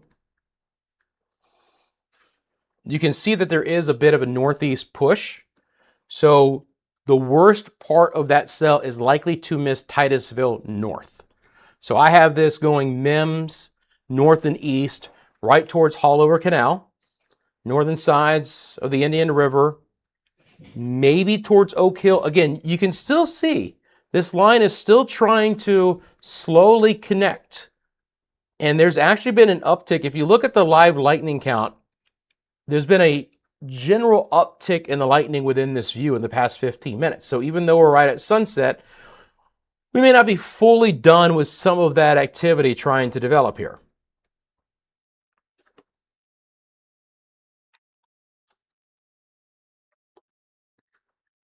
And they have issued another special weather statement, and this is what I anticipated. North and east of Flagler County. I mean, it's going to include the sliverest of slivers of northwest Flagler County, but this is mainly into eastern Putnam and St. Johns counties, way up here. Yeah. Till 8:30.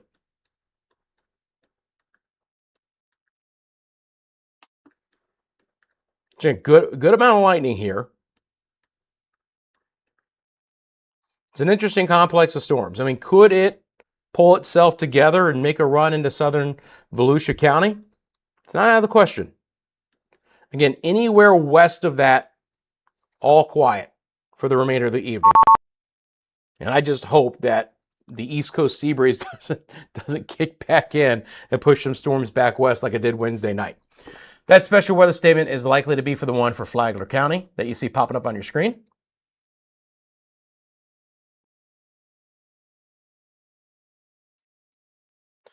Again, appreciate everyone jumping in. Let me know what's happening in your area. Thanks for making a great community. It's awesome to see you guys also connect together as well. Just giving shout outs to each other, saying, hey, what's going on? Good to see you again. All of that. You know, that's what we want to do, right? We want to build a fantastic community, you know, basically as, you know, veiled into a weather channel as well, right? But it really means a lot because that's why I'm doing this channel, is for you guys to interact, for me to interact with you guys in real time. That obviously allows there to be a good flow of information. I appreciate all the moderators of the channel as well who jump in and take care of things when I am thick in the storm tracking mode. At 7:46, you get a beautiful part of that sunset coming your way on the western horizon from Winter Garden. It's a cool shot. Okay. And then again, that thunderstorm moving away from Sand Lake.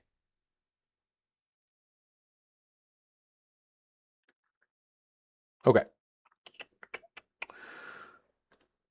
So I wanted to stay on briefly because I wanted to see what this was going to do. It's quite an interesting scenario.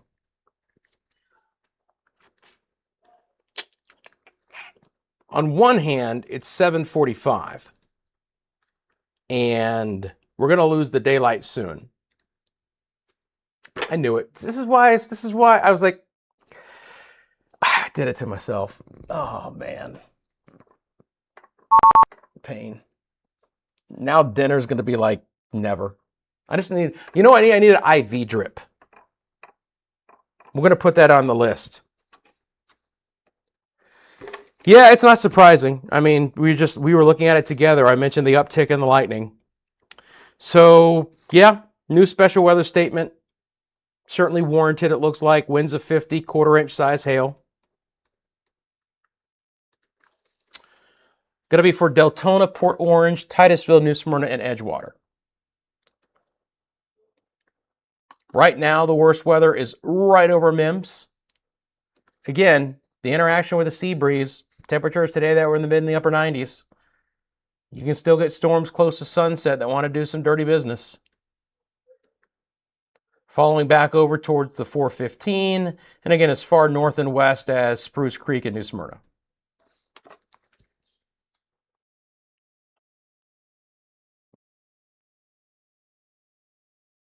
Just hold on. I know, right? It's all good. It's all good.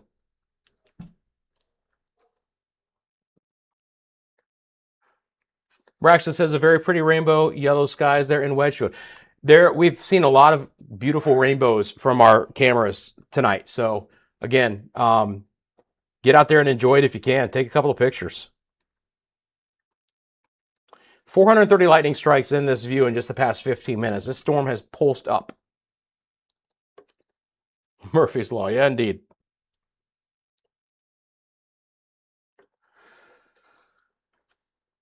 All right. Again, this is going to be kind of the game in town. The one storm in Northeast Marion that has moved into Putnam is going to be moving, kind of scraping Palm Coast, or excuse me, Flagler County, but not expecting it to move that far east in a quick enough amount of time to cause any problems for Palm Coast. It's a good storm up 17, Pomona Park, but that's about it. Even the little cell here in Deltona, again, right on the edge, still could be some heavier rain and lightning there. It's a lot more prolific just east of 415 of Osteen. You get into pretty rural areas here of kind of southwestern and south central Volusia County, and then eastern sides of Seminole County. This is a pretty rural area here. But then, of course, you get up to Mims, and this is where this is going. So Haulover Canal at 8:02. I would hope everyone's wrapped up their day at Haulover Canal, but anyone still out there, let them know.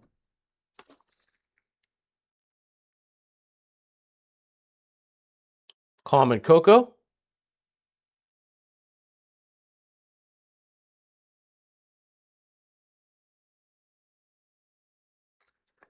But the yellow skies there in Palm Bay, when you see the yellows and the oranges, that's near sunset for the most part, and that's because there is thicker atmosphere right there on the horizon going through a thicker layer of dust. So a lot of times when you see the yellows and the oranges, it's the dust layer that's causing those hues in the sky, and then you can also get some purples and pinks as well.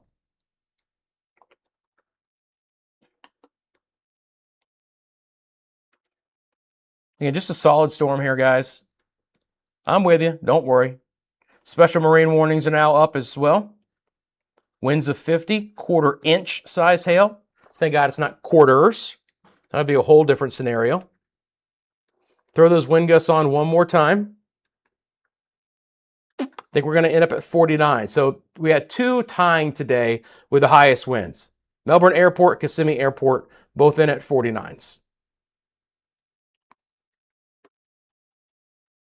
Good to see you, Great Patriot. Have a great rest of your day.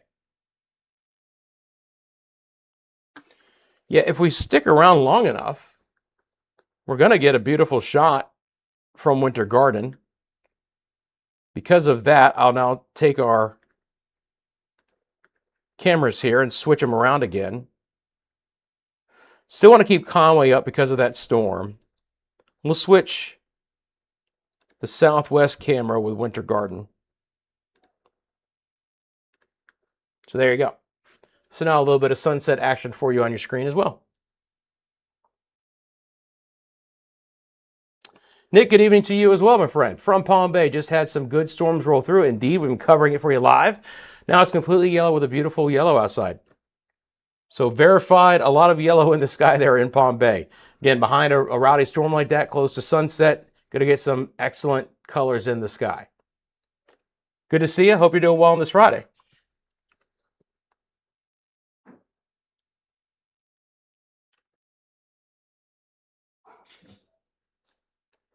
All right, so again, anywhere in these areas need to pay attention. Just outside of the Spruce Creek area, the fly-in, fly-out area of Spruce Creek, you guys know that if you live around there. Glencoe, New Smyrna, Edgewater, Bethune Beach, Oak Hill, Haulover Canal, Mims, Titusville, the areas under this special weather statement for the next 22 minutes. It's going to take you to 8:15. Get a nice shot here from Winter Garden as we approach sunset. Bryant also has a great sunset. Gray Patriot, don't you dare say see you tomorrow. I'll be on if necessary.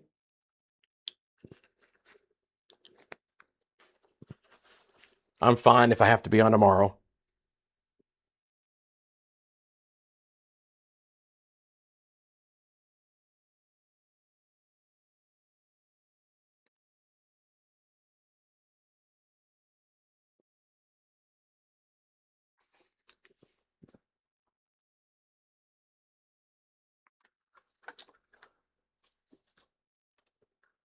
Again, beautiful shot there from Winter Garden. And we're back at our one complex of storms. So northern Brevard, far eastern sides of Seminole, and then into south central, southeast Volusia County. This is all moving up to the north and to the east. Forward speed's going to be at 24 miles an hour. So at least there's some forward speed with this. Get it in and out very quickly. However, again, good amount of lightning being produced out of this. Right over Titusville, Mims. Head to Haulover Canal. This line is connecting up right over at Lake Ashby Shores. So the polygon basically is probably drawn out exactly as necessary as this one races north and east. Put this into motion for you guys so you can see how this storm complex has evolved.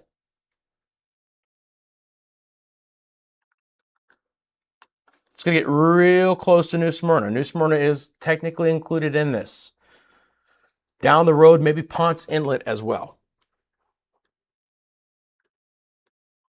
Again, little shower activity has developed right here over the eastern sides of Marion County.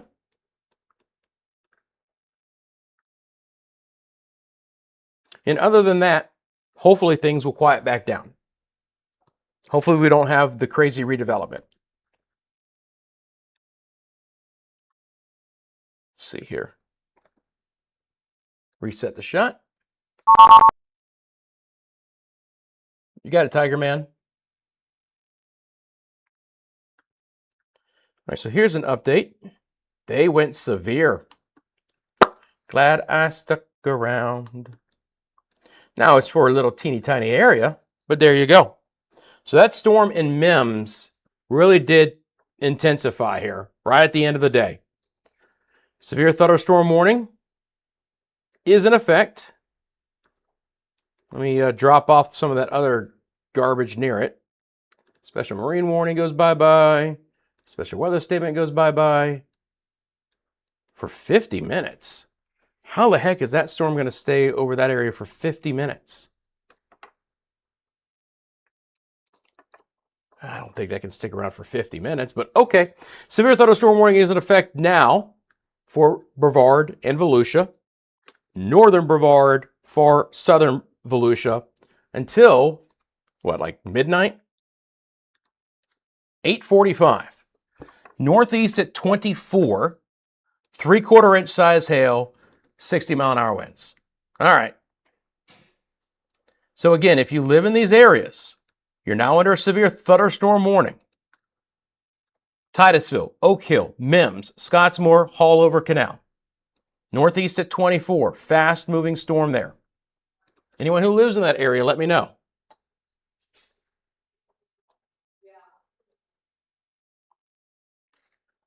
All right.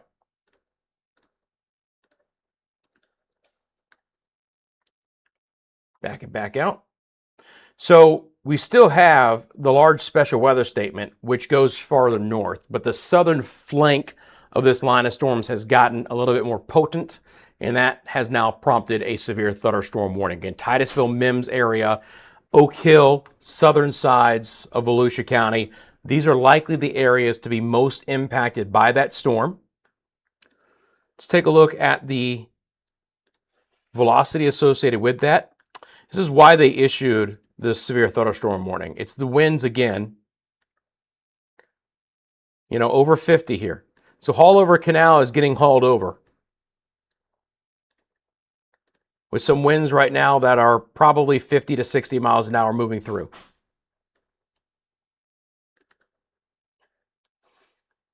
Still some decent wind up here, by the way. Again, I told you south and east of 415. Another big cluster of probably 40 plus mile an hour winds. So there you go. Getting a lot of stuff on that map. I'll drop the special marine warning off just to zoom back in and show you guys one more time. So again, right over the Haulover Canal area, 50 plus mile an hour winds are likely pushing through right now. I got you, Tony. Again, all your names are your @. They're not your usernames. And I wish that was not the case. YouTube made that change a while ago, about a year ago, and it's just, you know, it's now it's left up to me to my own devices to figure things out.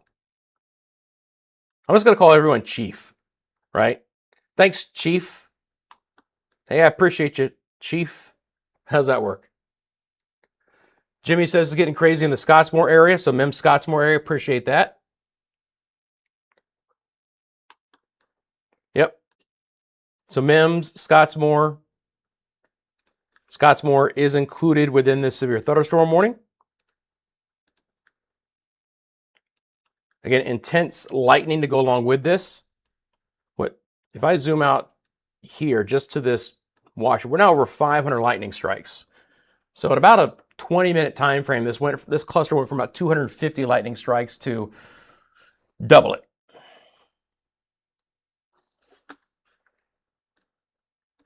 All right. Because we're going to stay on for a little bit longer, I'm going to take a quick 2-minute break. I'll be right back. I'm going to throw everything into motion, but just stick around. I'll be back in 2 minutes. We're tracking this severe thunderstorm warning in portions of Brevard and Volusia County. Keep the chat going, guys. I'll be back in just a second.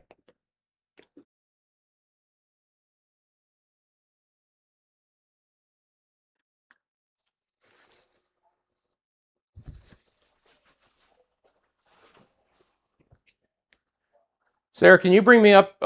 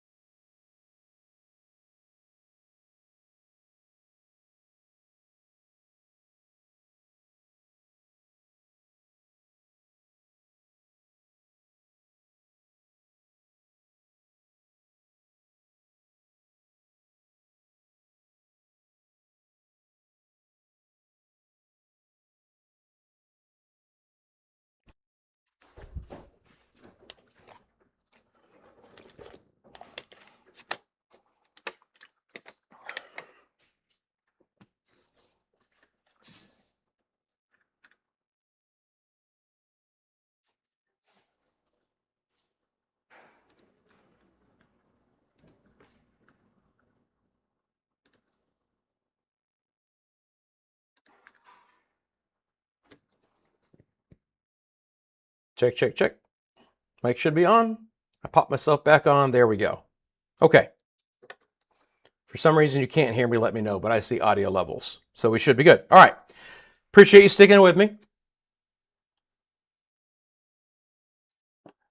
Bree comes in and says, North Titusville here. This lightning is wild. Yep, it's a good storm. Appreciate you letting me know. Again, thanks for all of our friends tuning in on what is now getting into be a nice solid Friday evening for us here. But if you are tuning in, storm over Titusville, Mims, Scottsmore. That's a nasty storm. A lot of lightning, heavy rainfall, tremendous amount of gusty winds that are widespread right now. That's the main threat that I'm most concerned about, are winds of over 60 miles an hour in a couple of spots, maybe even some hail that approaches penny size. That's close to potentially damaging hail. I mean, typically speaking, penny hail can put a couple of dings here and there. You get to nickel-sized hail, quarter-sized hail. That's where the worst stuff is. It should begin to fairly soon calm down a bit in Titusville. Mims is still going to get rocked for a little bit more. Same thing for Scottsmore, crossing over the north side of the Indian River towards Haulover Canal. Then the severe thunderstorm warning extends as far north as Oak Hill and Bethune Beach. And then you have another cluster of storms on the northwest side of our special weather statement, which goes into deeper into Volusia County. And that line is just trying to hold together and make a run as far north as the New Smyrna Beach area. You can see there's additional couple little cells in northern Lake County. They're not doing too much. It is 8 o'clock at the hour, so hopefully not much more in the way of further development here. Hopefully this stuff just decides to kind of fall apart as we get closer to sunset. And again, that sunset should be beautiful as we look from the Winter Garden area right now. Just keep an eye out for that. I know we've got the storms, but should be some picturesque skies out there, which a lot of you guys have already commented in the chat about some of the spectacular colors that you guys are seeing. Thank you, Tanya. I always just like to double check after a break. It's like just reassurance. I see my audio levels. I trust it, but you just never know. Let's check out a look at the wind shear again real quick.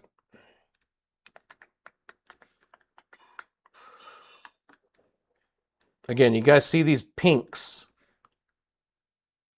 You know, that's, again, 45 plus and a pretty wide field. Tremendous amount of lightning. We do have all of these sensors up here as well. So look at the local storm report, see if anything has come up yet. No, but a couple more at the Cape. See what this one is. A 44 Tower 300 at 720. And then Tower 1, which is basically just south of the launch complexes there,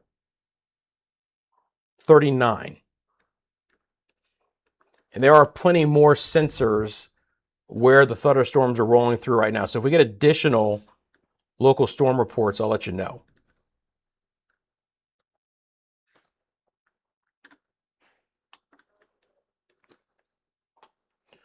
All right, again, if you guys are here, let me know what's happening in your area. Appreciate you guys now tuning in past 8 o'clock on a Friday evening. Thanks for finding enough about the channel to stick around with me here. It is an isolated situation, right? If you have Friday evening plans outside of northern Brevard and southern Volusia counties, you're good to go. Am I going to completely say we're just fully dry? No, but for the short term at least, things are fine in Metro Orlando. Things are quiet out west, 75 off towards the west, right? It is this string of storms which continuing to monitor the situation. And again, I appreciate you guys in the chat letting me know what's happening. This storm will hopefully be well offshore in advance of the severe thunderstorm warning expiration time. I don't see how, with it moving northeast at 24, it's going to stick around through 8:45, which is how long the severe thunderstorm warning goes for.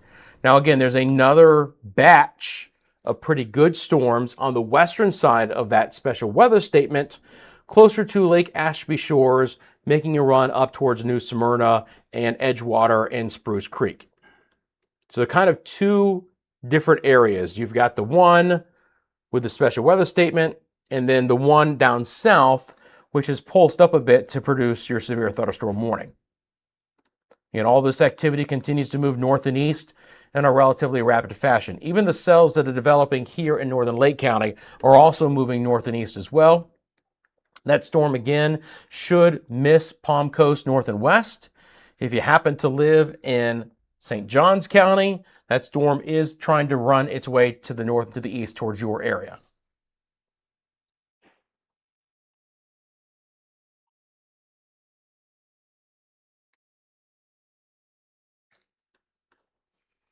Good. You guys got questions about the forecast? Feel free to drop it in the comment section below. Keep the chat going. Appreciate our moderators. Again, this is Central Florida's live-only weather channel. If you guys are just tuning in for the very first time, I'm only on when there's impactful weather here in Central Florida. We'll cover broader areas as necessary. I'm on during times of impactful summer storms, tropical storms, hurricanes. Even during the cold season, we get a good cold front and some active weather, and we get some potential freeze conditions. I'll be jumping on live covering those activities for you guys as well. So because this is a live only channel, I do suggest having all notifications on. How you do that? You see the bell icon on your screen. You click that, you'll get a couple different levels of notifications. Because I'm not going to inundate you with forecast videos or anything like that for this channel, it's totally up to you, but I do suggest you having all notifications on. If you want to become a member, that's the join button that you see. You get access to exclusive badges and emojis during our live streams. Probably the biggest payoff is you have access to exclusive member content in between these live streams. So just like earlier today, for our members only, I did produce a short video for them, kind of giving you the idea for our members of what I was expecting for today, when I might be on, what the weather scenario in general looks like. So if you want to become a member and support the channel in that way, get a little bit of exclusive access to some content, you can do that as well. So like mine says, we just got a good, pretty good there in the Mico area. Appreciate that. So all the way back down here, Mico got a little bit of rain. More coming down too. Good. Hey, Bob. Appreciate you. I thank you for taking a quick second, jumping in and saying hi. No rain in Frostproof area. Just wanted to jump in and say hello. Well, thank you for doing so. Hope you're having a great Friday evening. And again, thanks for finding enough about this channel to spend part of that Friday evening with me. How's everyone's dinners, by the way? I don't even know what I'm going to have for dinner yet. I mean, it's going to be a surprise when I get to the kitchen. We'll see. I think the kids and the wife have already had that dinner a long time ago. Who knows what's left over? Maybe Sassy had my portion of the dinner. I may be left with nothing. I know it's going to be late, though.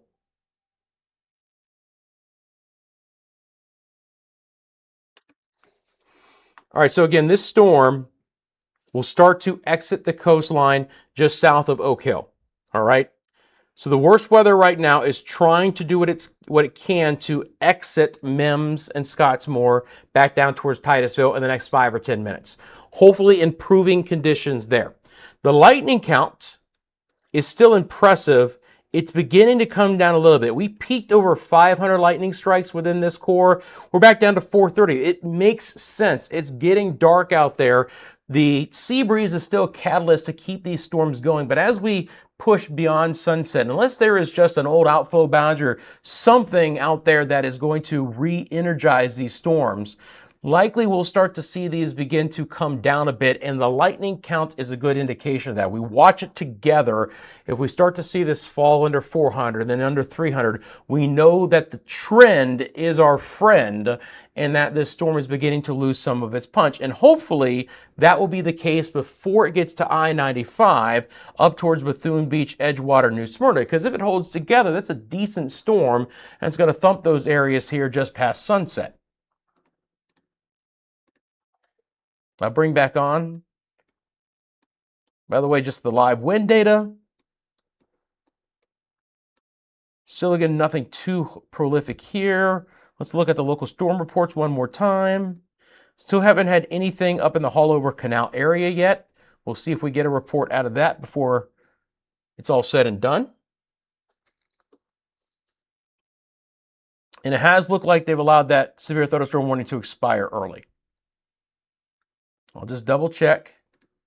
But yeah. So the severe thunderstorm part of this has been allowed to expire. Okay?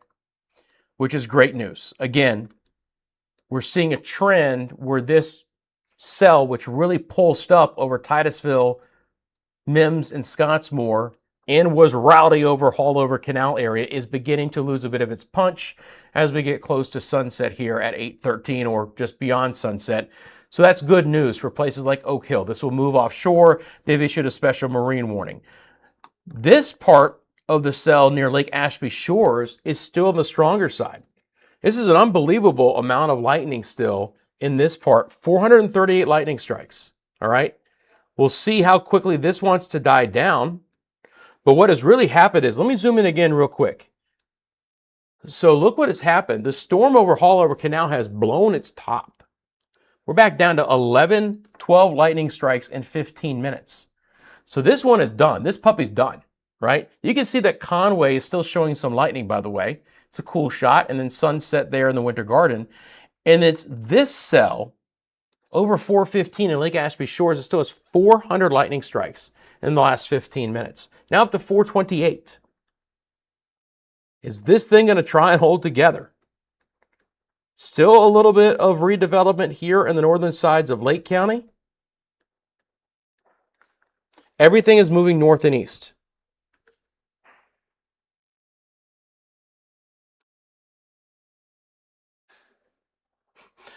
Jimmy says it's been quite the lightning show in Scottsmore. My dog is under the table. Man, yeah, you know, it's pretty bad when the animals seek refuge. Hope not too scared, though. Hopefully not too bad. Hopefully improving soon. So again, this storm over Haulover Canal, excuse me, I like itch my knee, has moved, beginning to move offshore, dying down quickly. Now the question is, with this special weather statement done, does the National Weather Service office want to reissue something for this part as it tries to work its way towards, maybe as far north now as Port Orange?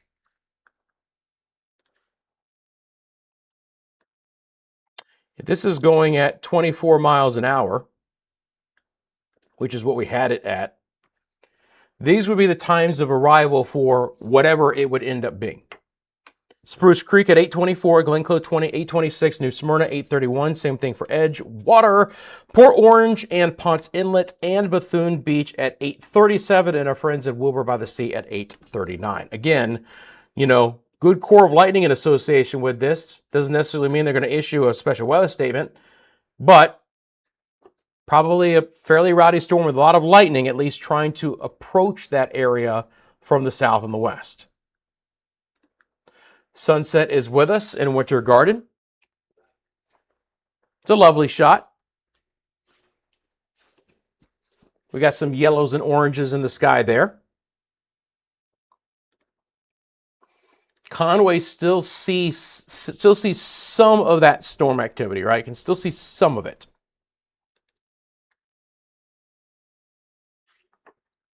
So you can see the darker skies looking back off towards the east. Just kind of a murky sky right now over Sand Lake. Jimmy says it is calming down. Lisa says can hear a lot of thunder to the east, but beginning to clear there.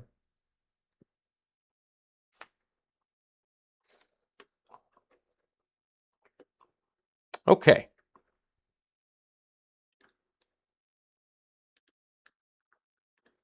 You can go back to this shot. Conway cam's on there. Winter Gardens cam's on there. So you can see the thunderstorm to the east. You can see the sunset out towards the west.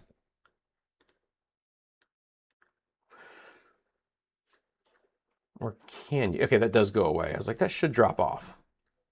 Because our little tracking severe weather would have covered up that sunset. All right. So this is what I was waiting for. You notice that they've issued a special marine warning, but they at least haven't yet issued a special weather statement. All right. So again, they issue special marine warnings well in advance of the thunderstorms. Typically, and this is not a guarantee, if they have issued the special marine warning, but they haven't issued a special weather statement yet, they're likely not going to. All right. I say that and some yellow polygon will show up right now. But in my time, When they throw the special marine warning out ahead before the special weather statement, it typically means that they're just going to talk about marine issues, and they don't expect this storm to produce winds of over 40 miles an hour. Remember, lightning is not a factor with special weather statements and severe thunderstorm warnings. This now has 500 lightning strikes with it. I got to tell you right now, it's going to be a nice little storm over Spruce Creek and Ponce Inlet in Wilbur by the Sea. And my system now has it going all the way up towards Daytona Beach shores. One little core there holding together with the tremendous amount of lightning. Very impressive lightning. Again, over 500 lightning strikes in this view. Enjoy your Tampa evening. Appreciate you tuning in from Tampa. Appreciate you taking a quick second, jumping to the chat too. All right. I'm going to stick around for maybe 1 or 2 more minutes and just make sure that this thing doesn't do anything ridiculous. I would again caution Daytona Beach, Port Orange, Ponce Inlet, New Smyrna, but especially Ponce Inlet South. Solid thunderstorm coming through. Good amount of lightning if it holds together. It's not there yet. We've hit sunset, but the lightning count, they did it. They did it. But the lightning count is only going up. Over 500 lightning strikes. At this point in time, my dinner is going to be a midnight snack. But that's fine. It happens. It's like just when I thought I was out, they pulled me back in. So new special weather statement for this cluster, which likely deserves it. It does extend now even north of I-4, north and west. So Daytona Beach, Port Orange, DeLand, New Smyrna, and Edgewater. Look, if you guys are still here, do me a quick favor, hit that like button. That's all I ask. If you haven't subscribed to the channel, that's a secondary ask. Again, appreciate you guys supporting me. Hope you're having a good Friday evening. We're down to just a couple of thunderstorms. Now, I'll tell you, even a little bit of activity is trying to fill back in over northern Lake County. It's pretty spotty, but there's a little bit of lightning being produced out of that. And again, this storm right now is making a run towards coastal Volusia County, now as far north as Daytona Beach. So this one will go until 8:45, moving northeast at 17. So northeast at 17. I had it a little bit faster. So let's pull a track on that one.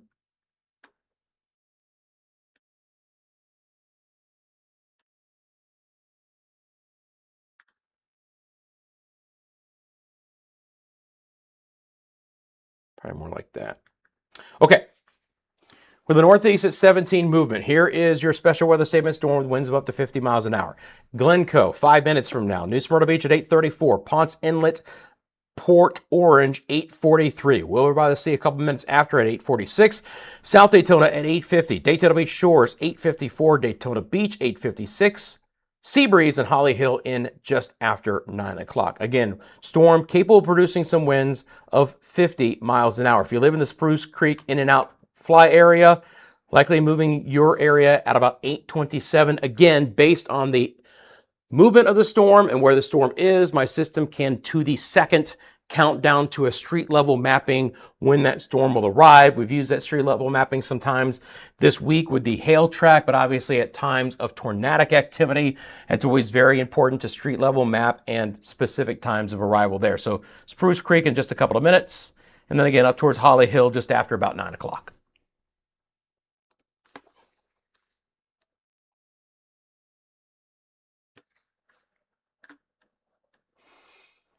So you can see the southern extent of that storm that was over Scottsmore and Mims and Titusville has really fizzled out very quickly. The northern part has certainly taken over. We did have over 500 lightning strikes. We're back down to 460. So this is one curious part of this, guys, now that we're at sunset and beyond. How strong does this storm last before it gets to the coast? Some ways it could continue to linger, but other ways it might try and die out a bit as it does. Speaking of that, it's a beautiful sunset here now from Winter Garden. right? Look at that bottom of the screen. Love it. Disney at the bottom, Conway top left. So again, Conway is looking back into the storms that we're seeing right now. Let's see if we can catch a couple of strokes of lightning from Conway. Dead calm wind, though. It is still. Michael, appreciate you letting me know. They've issued some airport weather warnings for Daytona Beach. I would imagine there can't be much activity past 8 o'clock, is there, Michael? At Daytona? At least on a regular basis?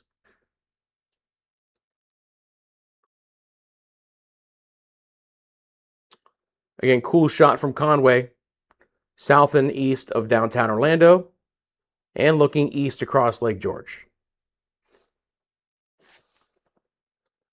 David jumps in from Daytona Beach saying, here's some serious lightning getting close.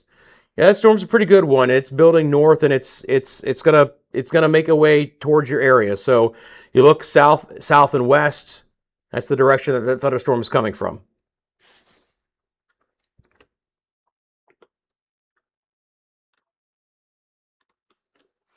So again, back out to the bigger radar view for those who are interested. We do have a special weather statement storm for winds of up to 50 miles an hour. Special marine warnings are in effect as well. Just going to drop those off. Again, we hope all recreational boaters are back in safe harbor at this point in time on a Friday evening. This is what the storm looks like looped up over the last half hour. Again, initially, the southern flank of this was much worse, and it blew its top fast over the Playa Linda Beach area, Haulover Canal. And then the northern extent is the one that has really flared up.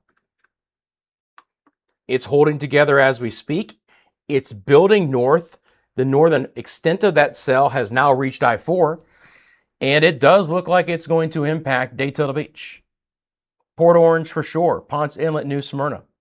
Again, good amount of lightning associated with this, some gusty winds too. So just get prepared for a pretty rowdy cell that's likely to be moving into your area in the short term.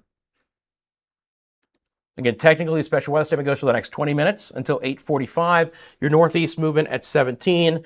Daytona Beach, Port Orange, DeLand, New Smyrna Beach, and Edgewater all included with that. Now, DeLand, it's past you.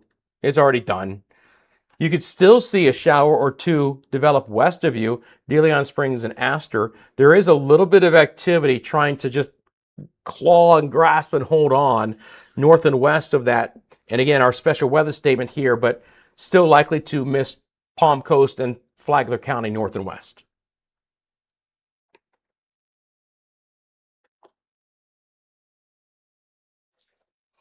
David says he lives near I-4 92. So yeah, it's building north and able to reach the 92 LPGA Boulevard Corridor too. Still, the worst part of the lightning is south, but there is building activity north. Now again, it was no more than 5-7 minutes ago that this view we had over 500 lightning strikes. We're back down to 357, and you see that number is falling. That's a good sign. Still a bad enough storm to produce a special weather statement, but you know, how prolific is that storm going to be as it moves towards the coast?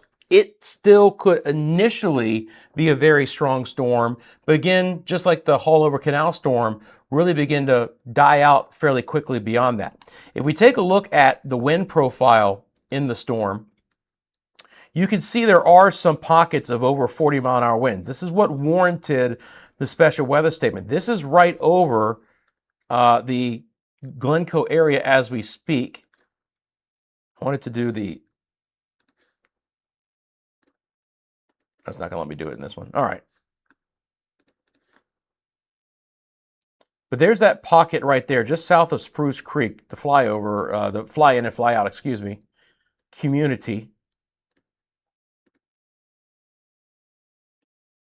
And Samsula. By the way, something that still is crazy, for me at least, is New Smyrna Beach here. The New Smyrna Beach Speedway is here, right? It's that far inland. New Smyrna Beach technically follows 44 that far inland as it intersects with 415, because that's where the New Smyrna Beach Speedway is. And here's another pocket of some pretty good winds coming up to the I-4 corridor too. So just like all the storms today, the biggest threat has been the winds. And that's what we're seeing out of this particular storm.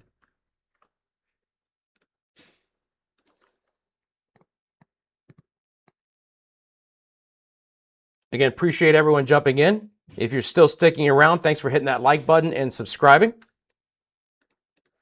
If you guys live within this storm, let me know. Got to tell you something, man. Get that, first of all, off of my screen. Thank you. Look at this little pulse up right here. Look at that little development right there. That was where we saw that secondary push of wind near I-4. So guess what, guys? This storm is holding together. The lightning count has come down a bit, but there's also been little pockets of wind. Now, this could be the beginning of a downburst situation here, right? Where that thunderstorm has some drier air in the mid-levels of the atmosphere, collapses and produces a rush of wind coming out of it. So still some concerns here for what this storm is ultimately going to produce as it moves along and east of I-95.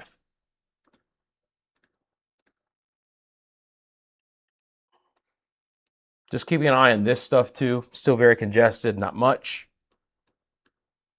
And again, that's about it, guys. Still could be some lighter rain over portions of Brevard and Indian River and southeast sides of Osceola County.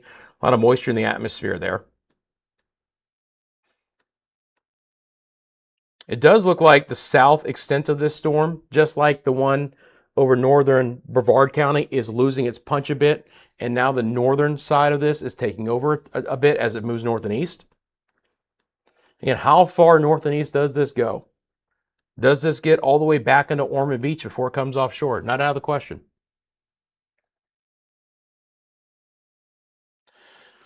Again, if you guys are here, appreciate you taking a quick second, hit that like button and subscribing. Welcome to Central Florida's live-only weather channel. When there's impactful weather, I'm on. So that can be early in the day. That can be during the sunset hours here. Speaking of sunset, one more look at Winter Garden. Still looks pristine out there from Winter Garden. Looking off to the west. By the way, our camera has fantastic lighting. So it's obviously not that light outside, but it is a live look. But we're just able to brighten up all the darker hues in the sky.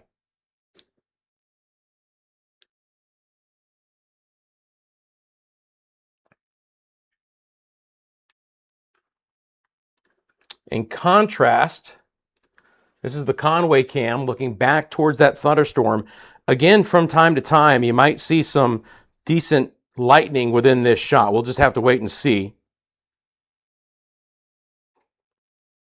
But there is an opportunity. You see a little bit of lightning there.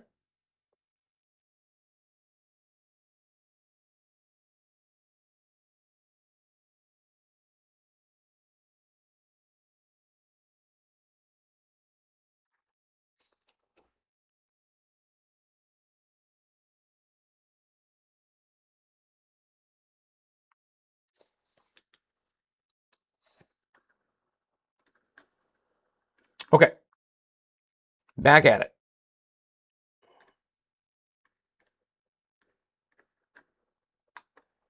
So you can see how this part of the storm has pulsed up a bit right now. Spruce Creek north, able to get over I-4. Here comes some cells developing ahead of it. Port Orange, Wilbur by the Sea. Everything moving northeast at around 17. Lightning count out of this right now.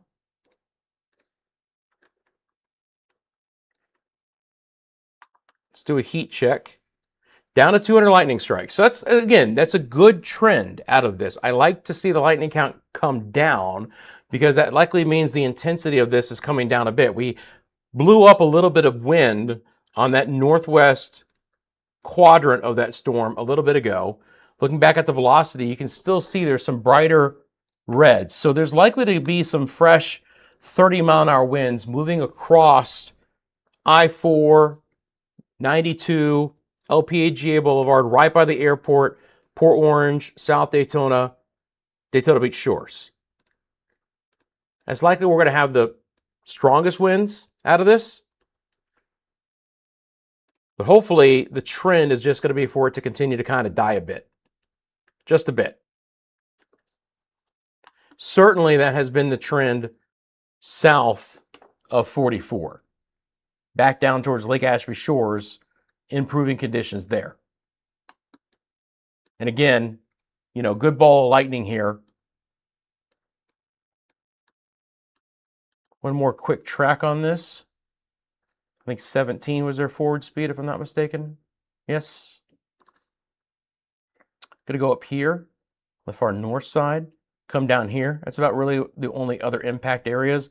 New Smyrna looks pretty good, by the way. Gonna get some, but not that bad. So if this holds together, moving north and east at 17, you have Port Orange, 841, South Daytona and Wilbur by the Sea at 846, Ponce Inlet, 847, Daytona Beach Shores, 851, Daytona Beach, 852, Holly Hill, 857, Sea Breeze at 858. Special weather statement goes until 8:45. So some of these, most of these are actually beyond the actual expiration. This is just times of arrival based on where the storm is right now and its forward speed. But hopefully, again, trying to fall apart a bit. If you happen to be tuning in from DeLeon Springs, Astor, and Pearson, again, very congested. I've been watching this. Nothing is really held together in a big fashion here. And the storm in southwest portions of St. Johns County has also fallen apart. So I think we're down to our last game in town here. Again, can't rule out, right? A little bit of lightning over the Astor area. If I zoom in even a little bit more, you'll see 15 lightning strikes here. We're likely falling apart a bit. It's very interesting, too, that a couple of cells have developed ahead of the main line.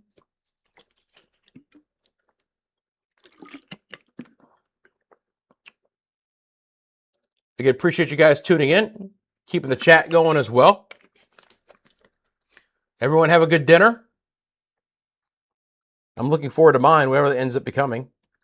I'm going to bite the crap out of something, I can tell you that much.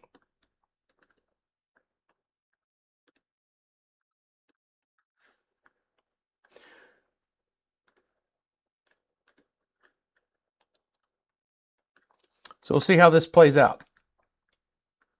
But I would imagine it being sunset now, dark, pretty good light show coming into these areas, right? If nothing else, you're going to get a noisemaker, you're going to get a lightning producer, you're going to get, you know, a light show out there in this portion of Volusia County.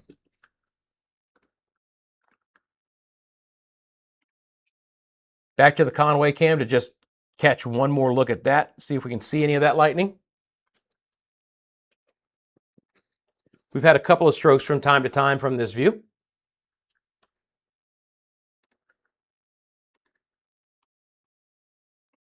And again, I know it's a lot darker. I promise you it's a live shot from Winter Garden, but you know, our cameras just have great light sensitivity, so we can, you know, brightens up there at sunset and gives you that beautiful hue in the sky even at 8:36. Pretty neat shot there.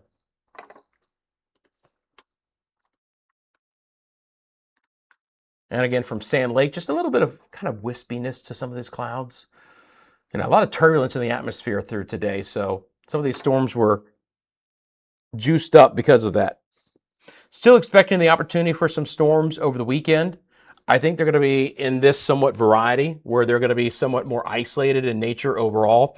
Tomorrow's forecast looks to be fairly similar. Sunday's is a bigger question mark. Some of the models are all over the place for Sunday. Some have storms coming in early, kind of like we had yesterday, and just kind of being a wetter day.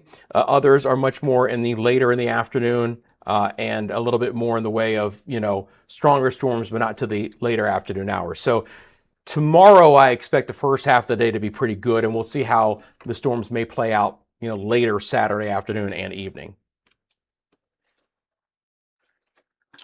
Okay. So again, this storm holding on, Spruce Creek, Port Orange. Put this into motion for you guys. Till 8:45. The storm does look like it will make Daytona Beach in some fashion. So if you live in Daytona Beach, this one is coming. Same thing for places like South Daytona and Port Orange, Ponce Inlet. Again, some rain and storms for New Smyrna and Edgewater, Bethune Beach, but the southern flank of this continues to fall apart a bit as it moves closer to the coast. So it's kind of just that big northern ball right now that has the most impactful potential weather.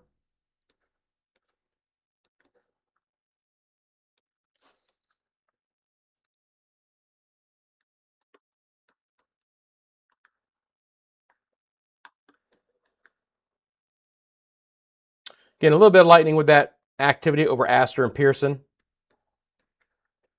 Nothing too wild, though.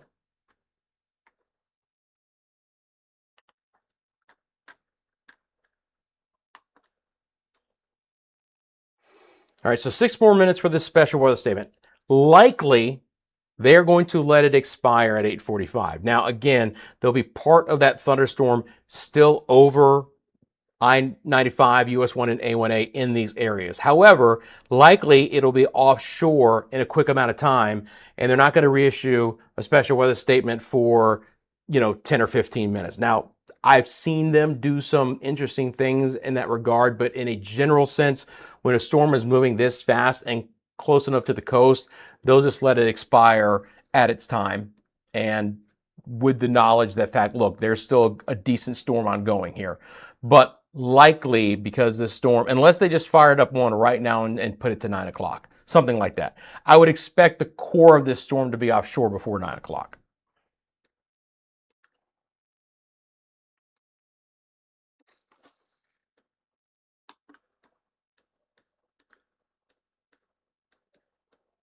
Again, lightning continues to come down a bit here. They're looking at those trends as well. That trend is our friend. About 112 lightning strikes in the last 15 minutes, mainly concentrated in this area, Spruce Creek North. So it is Port Orange, Wilbur by the Sea, Daytona Beach Shores, likely to be the most impacted by this particular part of the cell. And again, a few showers, still just trying to hold together. Even a little rogue shower here back over towards the land. Hopefully this is not the East Coast sea breeze just trying to re-energize. You can almost kind of see the sea breeze here and the old outflow boundaries. Remember, there's so many outflow boundaries from all the storms that we've had recently. It's hard to delineate exactly where they are and how they could still propagate storms or develop storms even past sunset. So it is something to watch. There's been a little bit of activity here in northern and western sides of Volusia County into Lake County, but nothing extremely significant as of yet. And if you do live in this area, you got a second to drop a comment in the section below, I appreciate that. Tampa is dry today. Appreciate the question.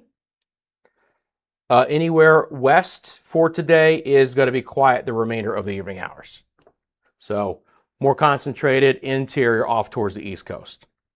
Generally speaking, even for tomorrow, Tampa, St. Pete will likely be a little bit quieter.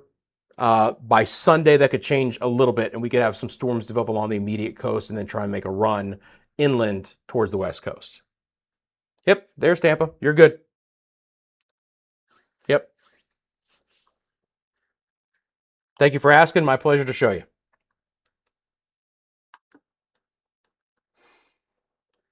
So again, live only channel. I'm only on when there's impactful weather. Appreciate those who are finding the channel for the very first time. I'm on because look, there's a good thunderstorm right now in Central Florida. It's trying to work its way towards the coast. Kind of the last gasp that we have here on this Friday evening, I believe, right? A couple of isolated cells have developed behind it, but hopefully those will be a little bit more just more garden variety thunderstorm activity. But if you do live in places like Port Orange and South Daytona, you're getting some pretty good rumbles of thunder right now. Would love someone in the comment section below to let me know what they're seeing. Keeping an eye on the potential wind gusts in this area as well. So looking at our velocity product, these would be solid 30+ mile an hour winds. They're not going to be peak high here, but I think a pretty good swath of wind that likely will be in that 30+ mile range. Hey, KP. By the way, I still have my vitamin water fund from you, so thank you very much. Yeah, I jumped on very quickly. YouTube and the notification thing, sometimes it's hit and miss. I wish I wish there was a different story to tell you about that, but sometimes it can be a very hit or miss thing. But I hope you're doing well. We've been on for a little while here, and by a little while, I mean like 3 hours. Every time I thought we were wrapping up, they issued a new special weather statement or severe thunderstorm warning. Again, here in the 95, US 1, 92 corridor, we're likely seeing some 35-mile-an-hour winds. Maybe pulsing a little bit higher than that, but still pretty broad area. This is why we have the special weather statement. Now, again, it's likely to expire at 8:45. All right. Likely to expire at 8:45. It's going to be close, but likely.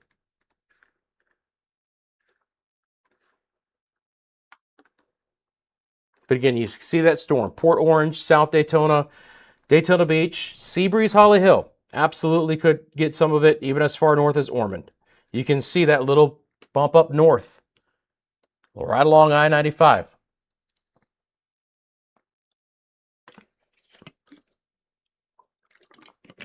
Yeah, we've been on for a bit. But hey, that means that your weather was quiet today, right? Everyone deserves a break. And you just see this little flare up here over the land in De Leon Springs too. Not a ton pulsing up, but look, will there be some rumbles of thunder in inland Volusia County into Northeast Lake? Absolutely, right? On the heels of this activity, and everything is moving north and east.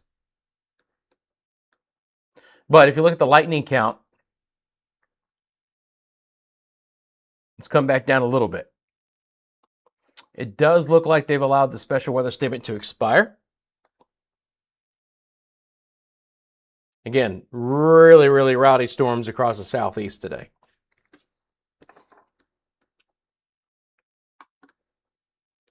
Okay. So at 8:45, we've seen the special weather statement go bye-bye. Still a good storm, Daytona Beach, South Daytona, Port Orange, Spruce Creek.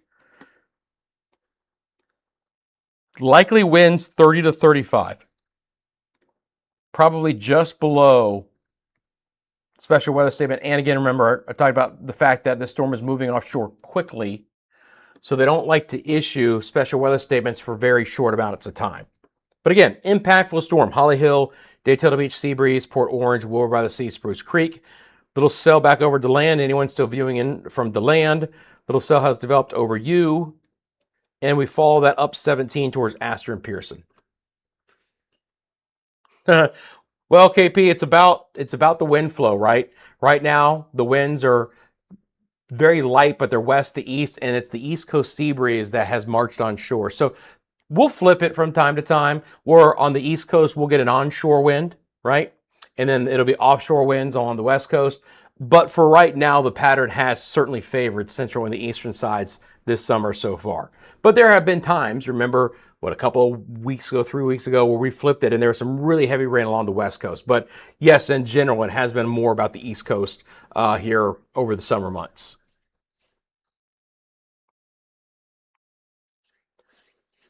Just started pouring lightning and thunder here in New Smyrna Beach by the airport. Appreciate that report. Thank you very much. So even as far south as New Smyrna Beach, they're starting to get some of that activity as well. Shouldn't be as concentrated as areas north, but still a pretty good thunderstorm there. So first check of finally getting a report of the airport from Daytona, and it's 38-mile-an-hour wind at 8:43. So literally just a couple of minutes ago. So if you do live in this area, remember I said 30 to 35, we've pushed it just a touch more. 38, Daytona, South Daytona. Now look, that's typically not damaging winds, but that's a noisy thunderstorm moving through Daytona Beach right now. 100 lightning strikes in the last 15 minutes. Again, appreciate the report out of New Smyrna Beach. And there we go. Okay. This storm should be off the coast in 20 minutes, something like that.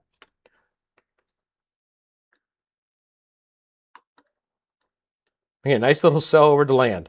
May not be completely done. I don't think that this is going to get too bad. But right here, again, filling in from DeLand up towards Pearson and Astor. Again, if you guys do live in Daytona, South Daytona, Port Orange, pretty solid storm coming through right now. All right. Well, guys, without the special weather statement, I think we've kind of, hit that one pretty good.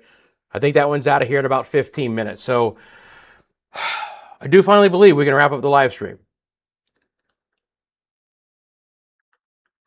As I do so, please remember, CFLW is sponsored by the Lane Law Firm of Central Florida, your hometown homeowners insurance attorneys, offering free consultation and policy reviews. You get stuck in an insurance claim process, they can walk you through it. You can go to their website by scanning the QR code, or you can call 407-502-0053. I do appreciate everyone who jumped in for today.